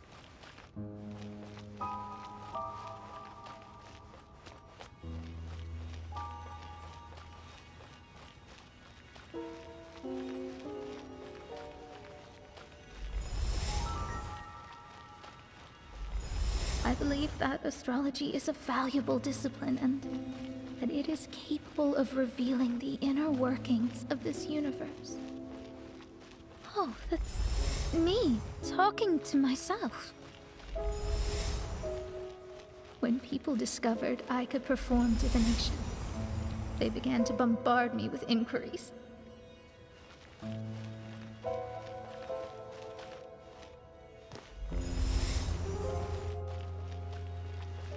When is my missing son going to be found? Do they love me or not? Will I ever recover?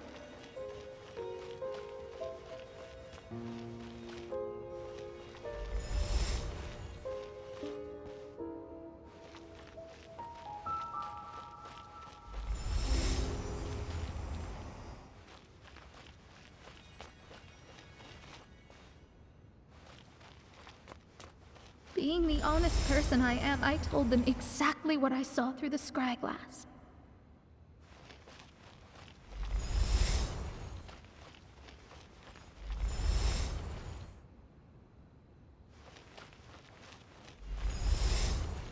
Though honesty may bring about resentment, I couldn't lie in the face of such a noble art.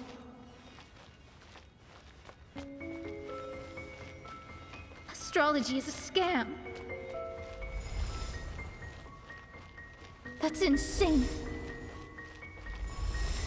Can you please leave me alone now? I need some space.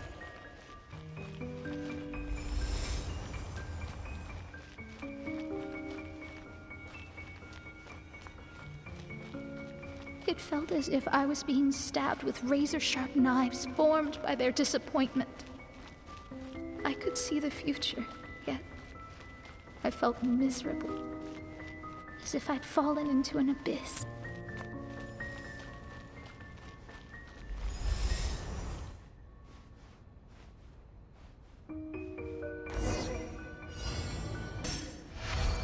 Lady Magistus, this is heartbreaking. Please don't try to comfort me. It'll only make me feel embarrassed. Come on, you don't need to pretend in front of us. You need a hug. No.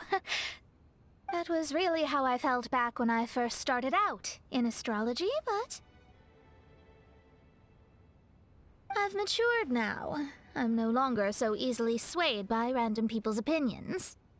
Who would have thought? Even Magistus, the court archmage, was not spared of vexatious times in her career. It must have been difficult to be misunderstood by others. I'm glad that you were able to move past that. Actually, there are many who have given up astrology due to similar circumstances. But I am a genius, so it's only fair that I'm able to accomplish what others cannot. It's pretty inspiring to hear you say all that in an amazing place like this. Yes, good. Keep going. Sorry to interrupt, but the door is that way.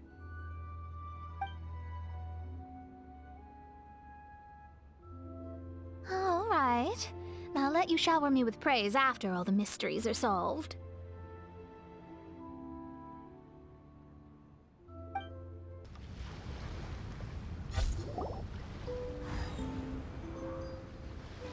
Huh. The surroundings appear to have changed. This isn't the beach we originally left. The area appears to be the mountains of Mondstadt.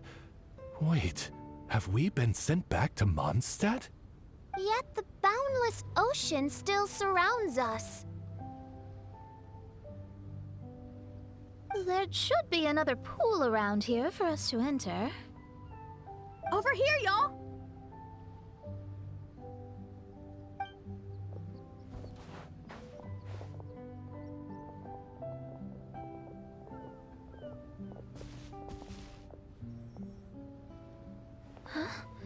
Why isn't it letting us enter?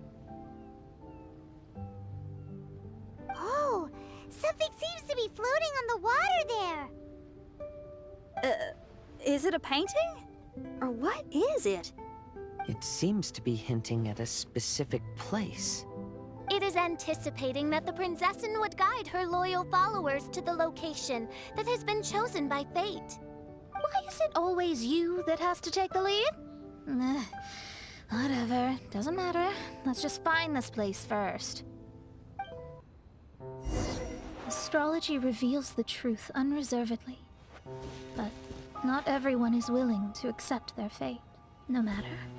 Running into difficulties is part of practicing the craft.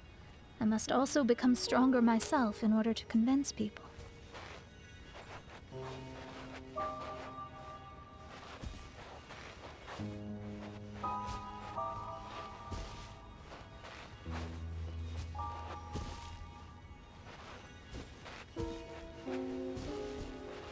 I once met an adventurer on a mountain who also happened to be picking fruits.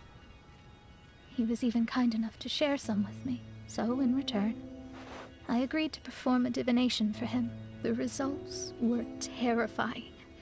I advised him to give up adventuring as soon as possible, otherwise he could meet his end within the next 2 years.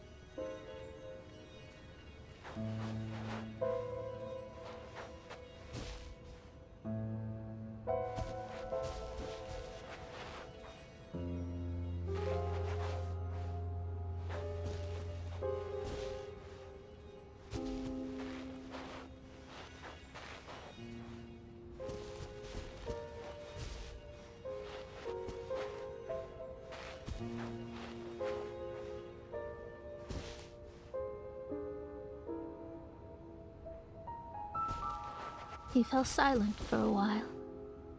Surprisingly, he didn't doubt the results of my divination like others had, but he looked quite perplexed. Even so, I have to keep going. Adventurers can't just give up in the face of hardship. With that, he picked up his pack and headed for the peak. However, try as I might, I could never forget that incident. Why is that?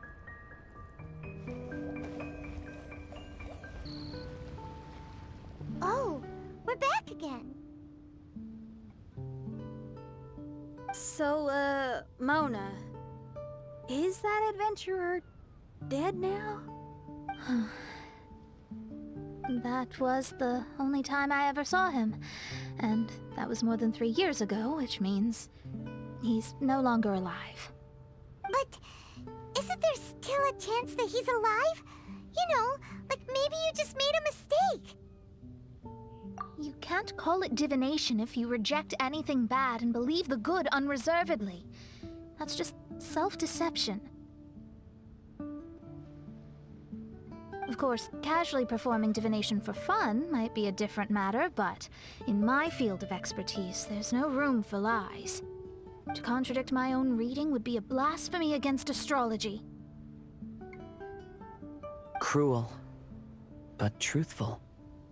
Such is fate. I don't usually say things like this, but while we're on the topic, I really hope you don't confuse astrology with those fortune stick peddlers that you see along the streets. Astrology does not exist to please. We astrologists are here to verify and witness the truths of this world. Ugh. Which is why astrology is a disdained profession. It is a mighty art, but unfortunately one that annoys people nonetheless. Why dost thou protest so much, Lady Magistus? Thou seems not to be the sort with whom one would be loath to be associated. What Mein Fräulein means is that she's glad to be friends with you. No, that's not exactly what I said. Whatever has gotten into you, Oz, you misinterpret my utterances with increasingly alarming frequency. Oh my, why could that be? Perhaps I have been concerned that Mein Fräulein could offend her friends, and have been attempting to soften her words. Although you're the only astrologist I know, you've left an awesome impression on me. You're not annoying at all. Those who go snooping around for secrets, yet ignore whatever they don't want to hear, they're the ones who should reflect on themselves. Knowing your fate doesn't come cheap. If one could simply avoid fate with just a few words, no one would have to endure the pain of parting. Mona, don't take others' comments to heart. Follow your heart, and never forget what's right. Oh, I don't need comforting, thank you very much. I'm very tough, you know. Oh, well then,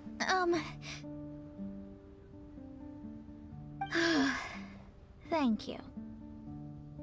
What dost thou say? Speak up and offer your highest reverence and blessings to the Prinzessin. Okay, Your Highness. Instead of making a scene, why don't you go collect the other fragments in the new location reflected by the pool? We can't enter the mirage without them. Mein Fräulein, you are the only one with eyes sharp enough to locate the secrets. If that's the case, very well.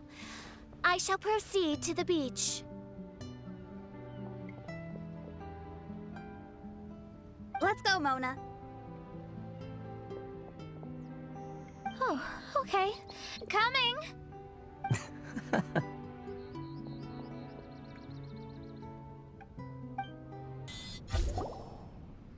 Huh. We've returned here once more. Looks like the story's not finished yet. Let the adventure continue.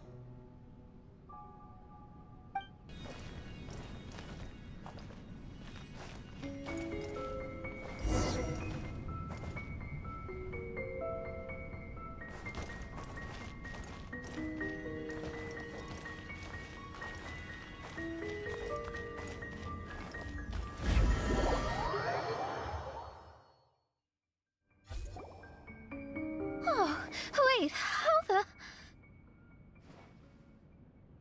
Another house in Mondstadt? What are we doing in my house? Your house? This is your house? My, how unexpected. I heard Lady Magistus lived a modest life, but this abode... Look at the labels on these books on the ground. Only one of its kind? 990,000 mora? Hey, that's super expensive! There are so many expensive-looking hardcovers over here. So this is what an astrologist's room looks like. The rooms are exquisitely designed. This place must be very expensive. Hey, I'm just occasionally out of mora, that's all. I never said I was a pauper. You're not? Oh, so what about those times I treated you to meals and had you over to my place for dinner? Mein Fräulein, mind your phrasing. Thou wert blessed with the coveted opportunity to enter the palace of the Immernachtreich and meet with the Kaiser and Kaiserin der Verirrtelung. Or hast thou conveniently forgotten this magnificent occasion? Oh, yes! The stew and cold cuts your mother made were heavenly. I could go for some more of that right now. Lady Magistus, this is not the time for such things. Is that Mondstadt cuisine? I want to try some. I heard Mondstadt has lots of local delicacies, especially meat dishes. Then I shall extend to you the honor of meeting the Kaiser and Kaiserin with me on a future occasion. Really? Hey, we should go too! Now that you mention it, it has been a while since I visited a friend's house. I shall gladly oblige. Oh, but shouldn't we bring some sort of gift? Those two are very kind and understanding, so please, don't worry about that. Just bring yourselves. You seriously have to try her mom's cold cut platter. It's her specialty or something. Anyway, it's simply delightful. Not to interrupt, but perhaps we should start working on the puzzle at hand? Ever since I entered this place, I have found myself most preoccupied with that ornament. Oh, right. Astrologists are able to understand the most complex signs among the stars. And because of this, they are not allowed to show any arrogance. If one believes that astrology grants them unlimited power, they will face banishment by the stars. In the past, I was ignorant enough to think that I understood all fates in the universe. Maybe it was some form of punishment. But I became lost. I couldn't see the stars any longer.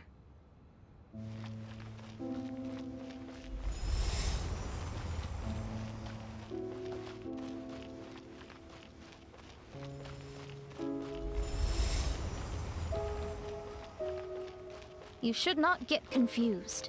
If you should become confused one day, not even astrology will be able to help you then. That's what the old hag said. We astrologists can't predict our own fate. But today, Those words seem to carry a different meaning.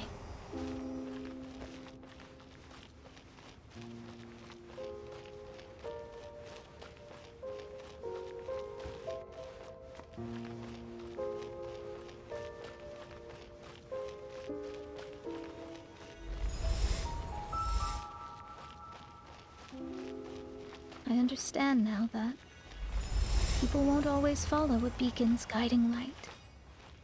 Even though the way forward may be dark and dangerous, they will still resolutely forge ahead.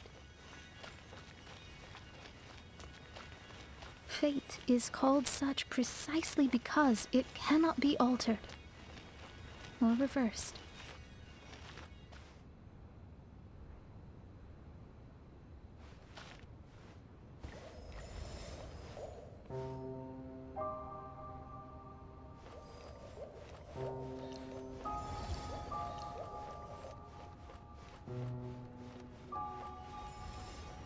I understand the governing laws of the universe, and have glimpsed secrets between heaven and earth.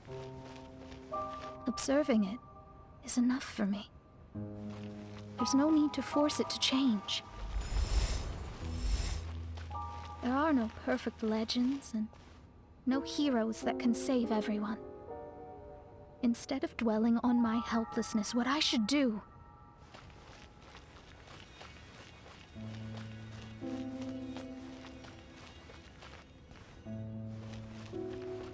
is seize my own destiny.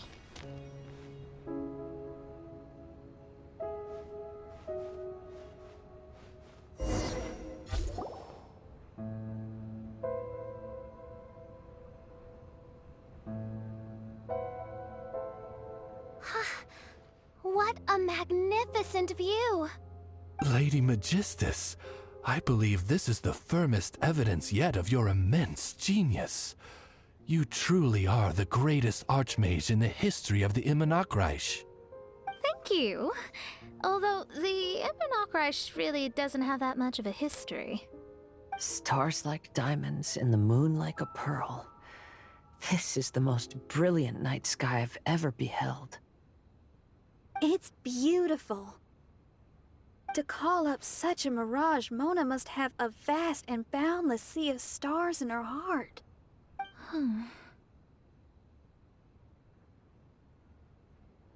I'm just thinking.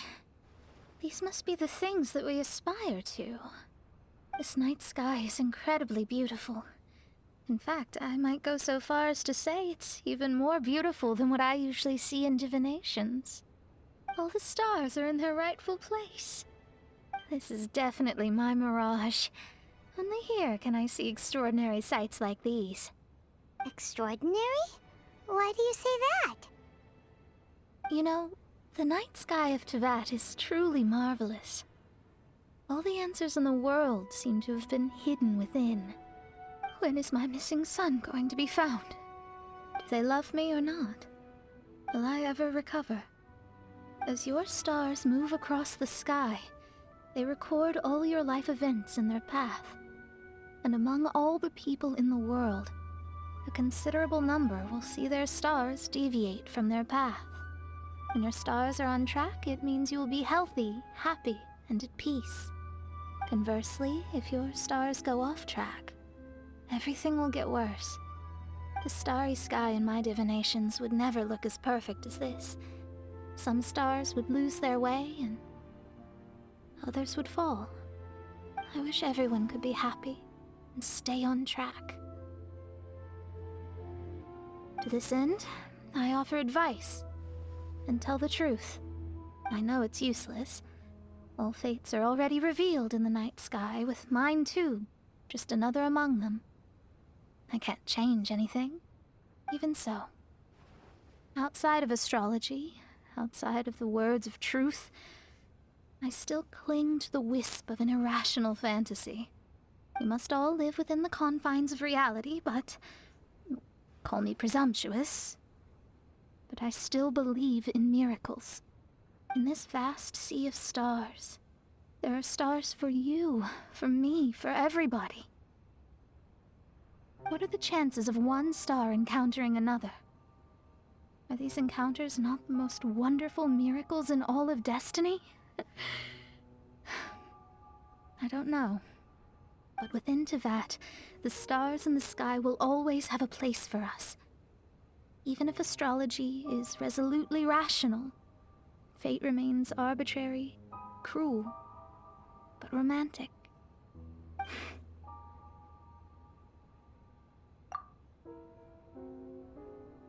I think I have figured out what those stars are hiding. Now I will seize my own destiny.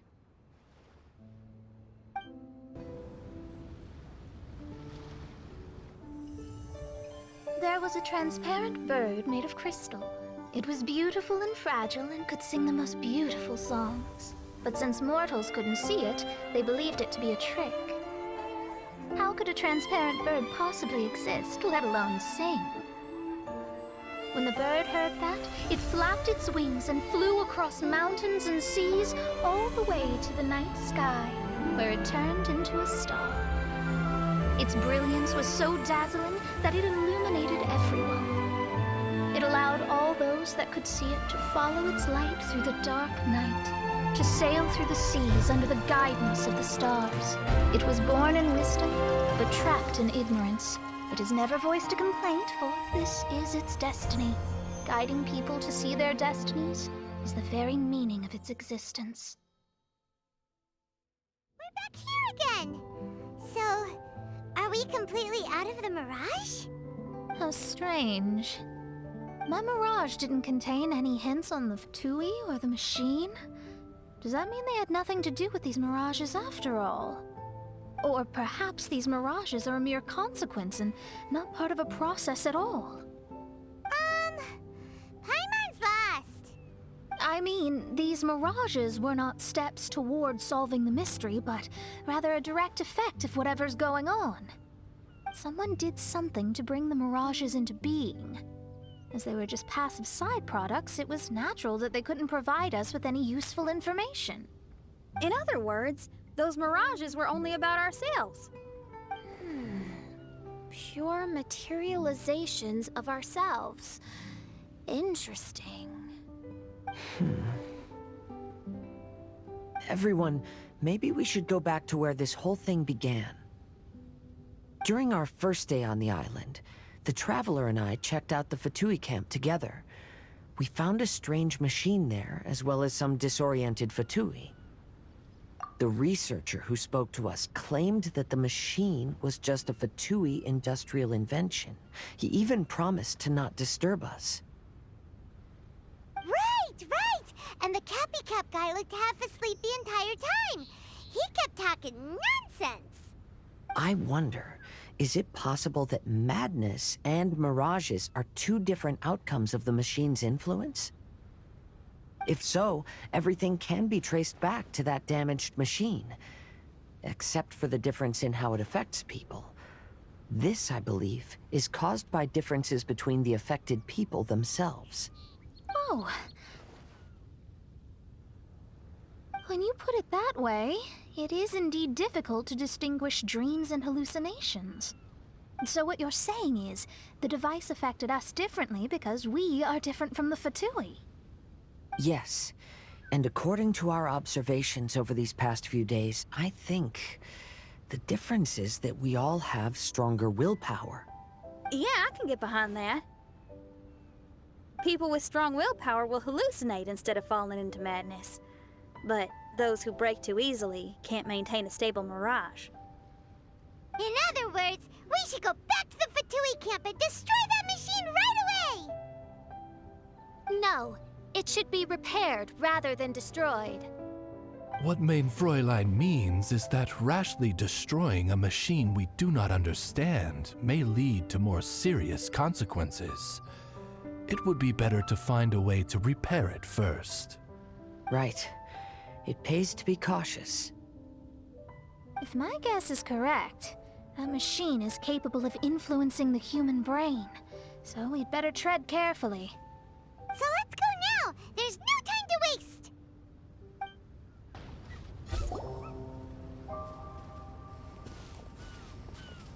Hey, look! Isn't that the same guy we saw on our first day here?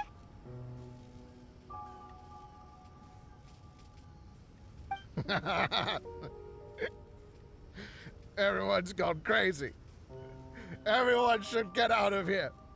Well, they'll never wake up. But I was right, my precious. You are invincible. Precious? What's his precious? A miracle machine. Definitely not impossible. I think he's referring to that machine. What a drunkard. Oh, goodness. The smell of alcohol. Main Fräulein, please allow me to fan the fumes away with my wings. Oh, excellent. Please, fan them away for me, too. Certainly. I've checked the surroundings, but there's no one else here. Isn't that strange? The Fatui is a big organization, but he's the only one left at this camp. What's more, we didn't even see him the last time we were here. Even the larger gentleman from the first time is missing. I think they must be hiding somewhere. As for why they may be hiding, I'm afraid we'll have to ask him. But he's as drunk as tone-deaf Bard. Should we wait for him to sober up? Cleanse him with the holy spring of punishment. Main Fräulein means to splash him with water. Ooh, sounds like a good idea. Let's try.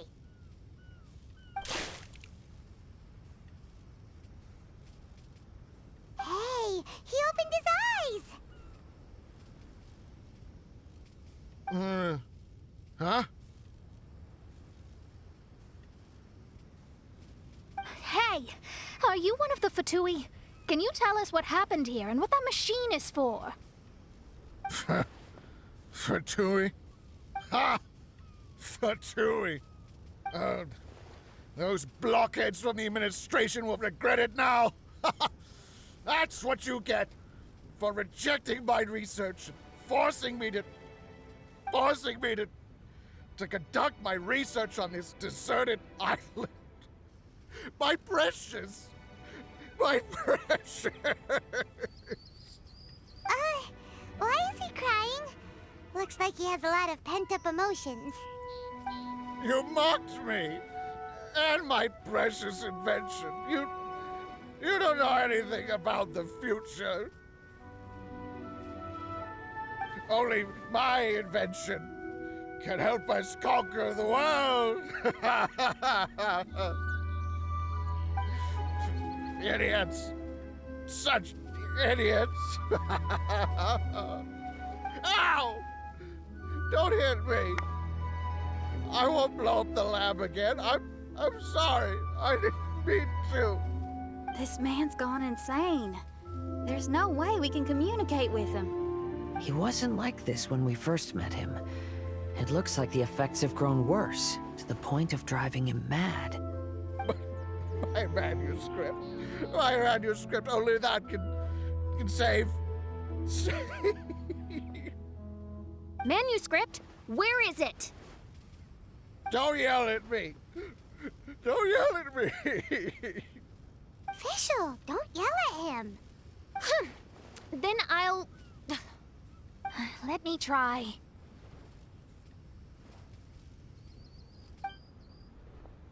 Kind sir, look at me. Now, tell me, where did you hide your manuscript? No, don't force me to write a report. Go away. He's completely lost in his own imagination. Allow me.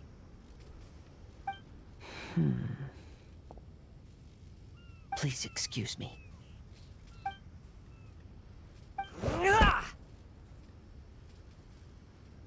Oh! My butt! My brain is finally starting to work again. It's not a mushy mess anymore. Can you tell me where you put the manuscript? The manuscript. The manuscript is in the crack over there. Finally! Otherwise, I was gonna have to blast some of my loudest rock and roll in his ears. Kazuha hesitated for a long time before making a move. He's so nice. Everyone, let's search the stone cracks nearby for the manuscript.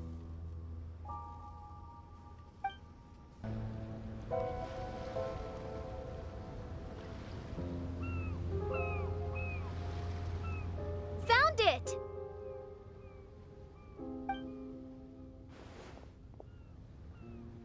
Congratulations! We found the key to solving the problem. Let me see.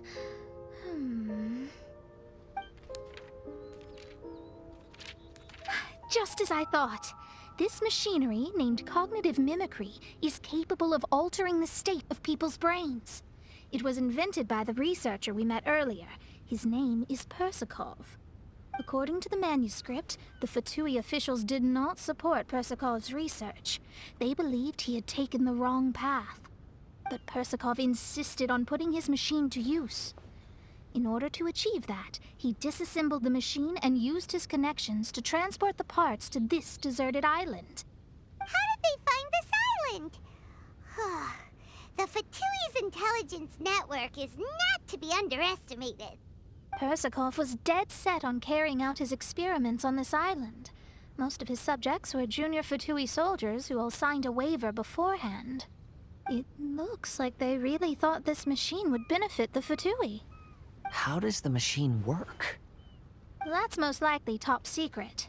The manuscript didn't reveal any details, but Persakov did mention that the machine was modeled after the power of a god. Does that mean there's a god connected to these dreamlike mirages, and the Fatui found a way to research it? Clearly. Otherwise, they wouldn't have been able to reproduce the god's power. Anyway, Persakov's experiment did not go as planned. The machine broke down just days after it was activated. They tried to fix it, but the technologically illiterate Fatui soldiers completely ruined the machine. Even its most important component of all, the crystalline cores, got ejected and disappeared. A testament to the importance of maintenance in all aspects of life. I believe we can all learn something from this. Persakov may be a mad scientist, but he didn't want to see his subordinates suffer. Besides, if he didn't solve the problem, he would end up going insane as well. As a last resort, Persakov went out on his own to look for the cores. But he was just a sickly researcher, unfit for the task. He had to give up. Then, Persakov went searching for the soldiers who had gone mad and strayed from the group, and took them to a hidden cave. I think that was where they were at the day we arrived on this island. Persakov was taking a strong Fatui soldier somewhere. Yes, it took Persakov all of his strength to get all the missing soldiers into the cave. He tried to snap them out of it with music and poetry, but nothing worked. We came here once, but there was no one around. Come to think of it, that must have been the day Persakov was busy gathering the soldiers into the cave. There's good news and bad news written on the last few pages. The good news is, Persakov managed to figure out the location of the crystalline cores by piecing together the snippets of information he could get from the delirious soldiers. The bad news is Persakov failed to revive them and eventually succumbed to the device's influence himself. The last few pages of the manuscript are just unintelligible drunken scribbles. It appears that the responsibility for this issue now falls to my retainers and I. There's a map in the manuscript. The markings should indicate the locations of the crystalline cores.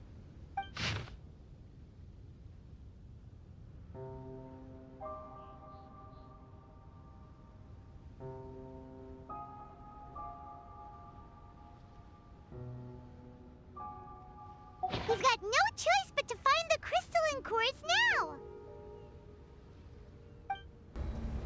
We've inserted all the crystalline cores, Mona. Is that all we needed to do? I think so. That's what the manuscript says, anyway. Let's give it some time. Hopefully it'll return to normal.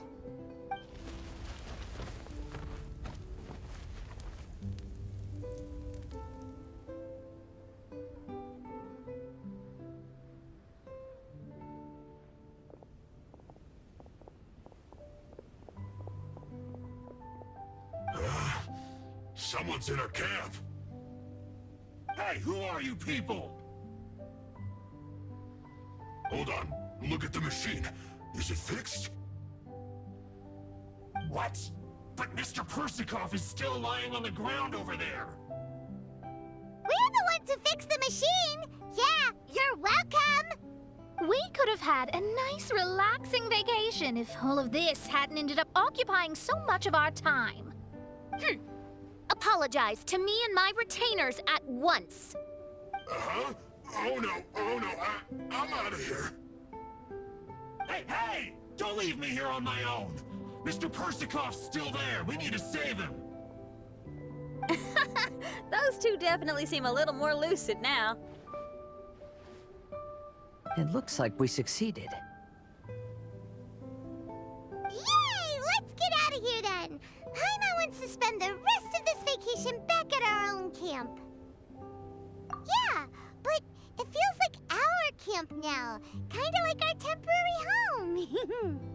Then perhaps we should call it the Embassy of the Imanakreich and Dodo Land. Huh? No! That's too many words! Paimon would prefer something easy to remember. Come on, let's go home now.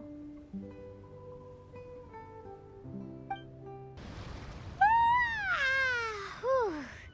After coming home to a nice big meal, then having a long lie down, Paimon's finally starting to feel relaxed. Is the hospitality of the Imanakreich to thy liking? Paimon's loving it. Wonderful. Main Fräulein invited you all here not only to witness the arrival of our Holy Land, but most importantly, she wished that you could all relax and enjoy the summer. Great. Well, I've come to the right place. I love it here. May this place become an eternal paradise. Main Fräulein says she hopes to go on more adventures with you here in the future. Of course. And you should come find me and Liyue when you get the time.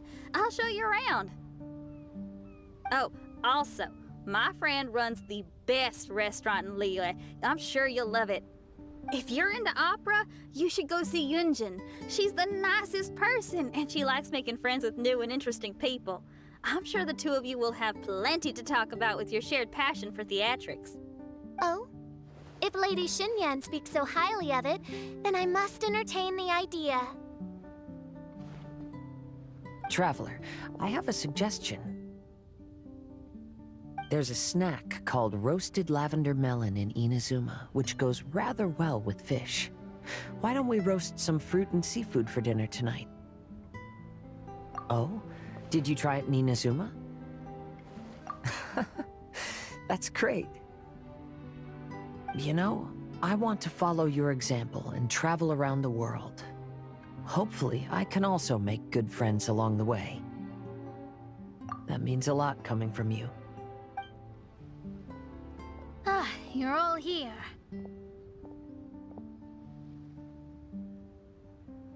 I've noticed an issue. Although we've fixed the machine, as you can see, the mirages on the islands have still not disappeared. I've noticed that too.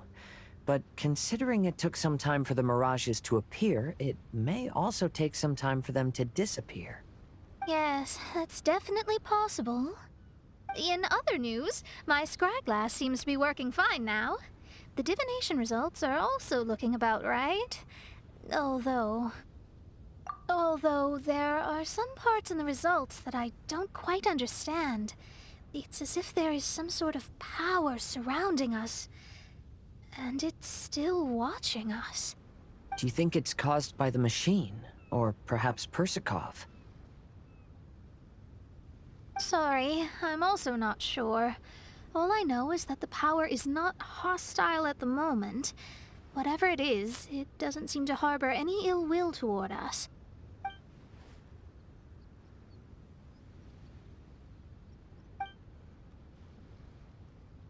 Well, although there's nothing left to disturb us and we can finally kick back and enjoy our vacation, we still ought to be cautious while we're on these islands.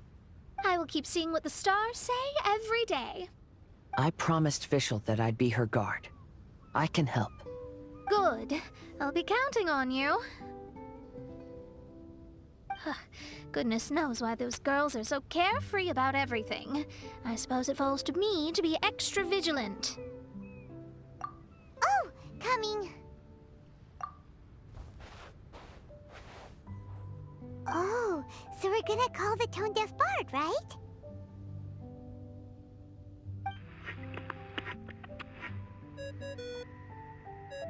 Well, hello there, strangers. You finally called. I thought you were having so much fun that you'd completely forgotten about me. Nope. Oh, tone-deaf bard, a whole bunch of really strange things happened. A strange machine that can imitate the power of a god? Wow. I didn't know the Fatui had plans like that. Their imaginations are truly running wild. So, judging from your tone, it sounds like you don't know any more about this than we do. Alas, I am but a humble bard who sings for his Mora in the tavern. Why would I know anything about it? Ugh, so annoying. But other than that, did you two have fun? We did! We ate a lot of yummy food and saw loads of amazing things! It was really cool! That's good. The point of traveling is to record any feelings stirred along the way. As long as you had an unforgettable experience, this journey has served its purpose. As for the mysterious voice, although we don't know who it was, not only did she not harm you, she also helped you to gain a better understanding of each other, right? If you look at it that way, maybe she meant you well. I mean, if she was able to intercept Alice's communication tool, I'm sure she's also plenty capable of attacking you. Tone-deaf bard is right. I'm glad to bring you some peace of mind. Just enjoy your vacation to the fullest. And don't forget to tell me all about the marvelous mirages when you get back. I want to record all these beautiful memories and turn them into ballads. Every summer will become an unforgettable song. Then I'll just wait for your return. Happy vacationing! If tone-deaf bard thinks it's okay, then maybe there's nothing to worry about. After all, tone-deaf bard is still a god. We should probably trust him. Let's head back. We don't want to keep everyone waiting. Hold on. Didn't Fischl say earlier that she's going to catch some crabs? Oh, Paimon wants to go too! Now you have solved the mystery. Doesn't it make you feel happy? Satisfied?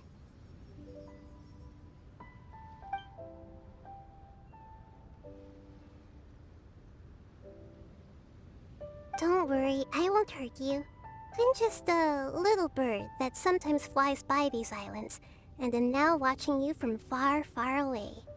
I just so happened to sense a power here that has something to do with me. I was curious, so I landed on the beach to quietly watch everything that took place on these islands. It was fascinating.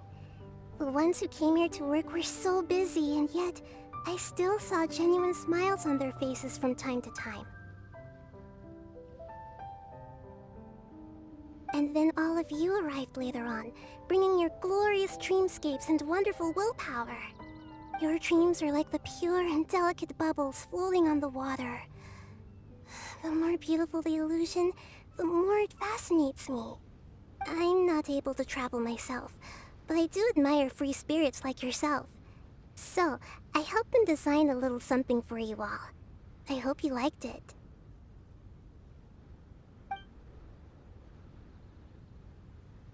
As I said, I don't have an agenda. I'm just a little bird. I stopped here to admire your lives, joys, sorrows, and all. You are a special person with a unique and brilliant glow. I decided to communicate with you in this way because I'm really curious about you. There's no need to wonder about my name. Maybe one day in the future, we will meet in another place. When that time comes, I think you'll be able to recognize me.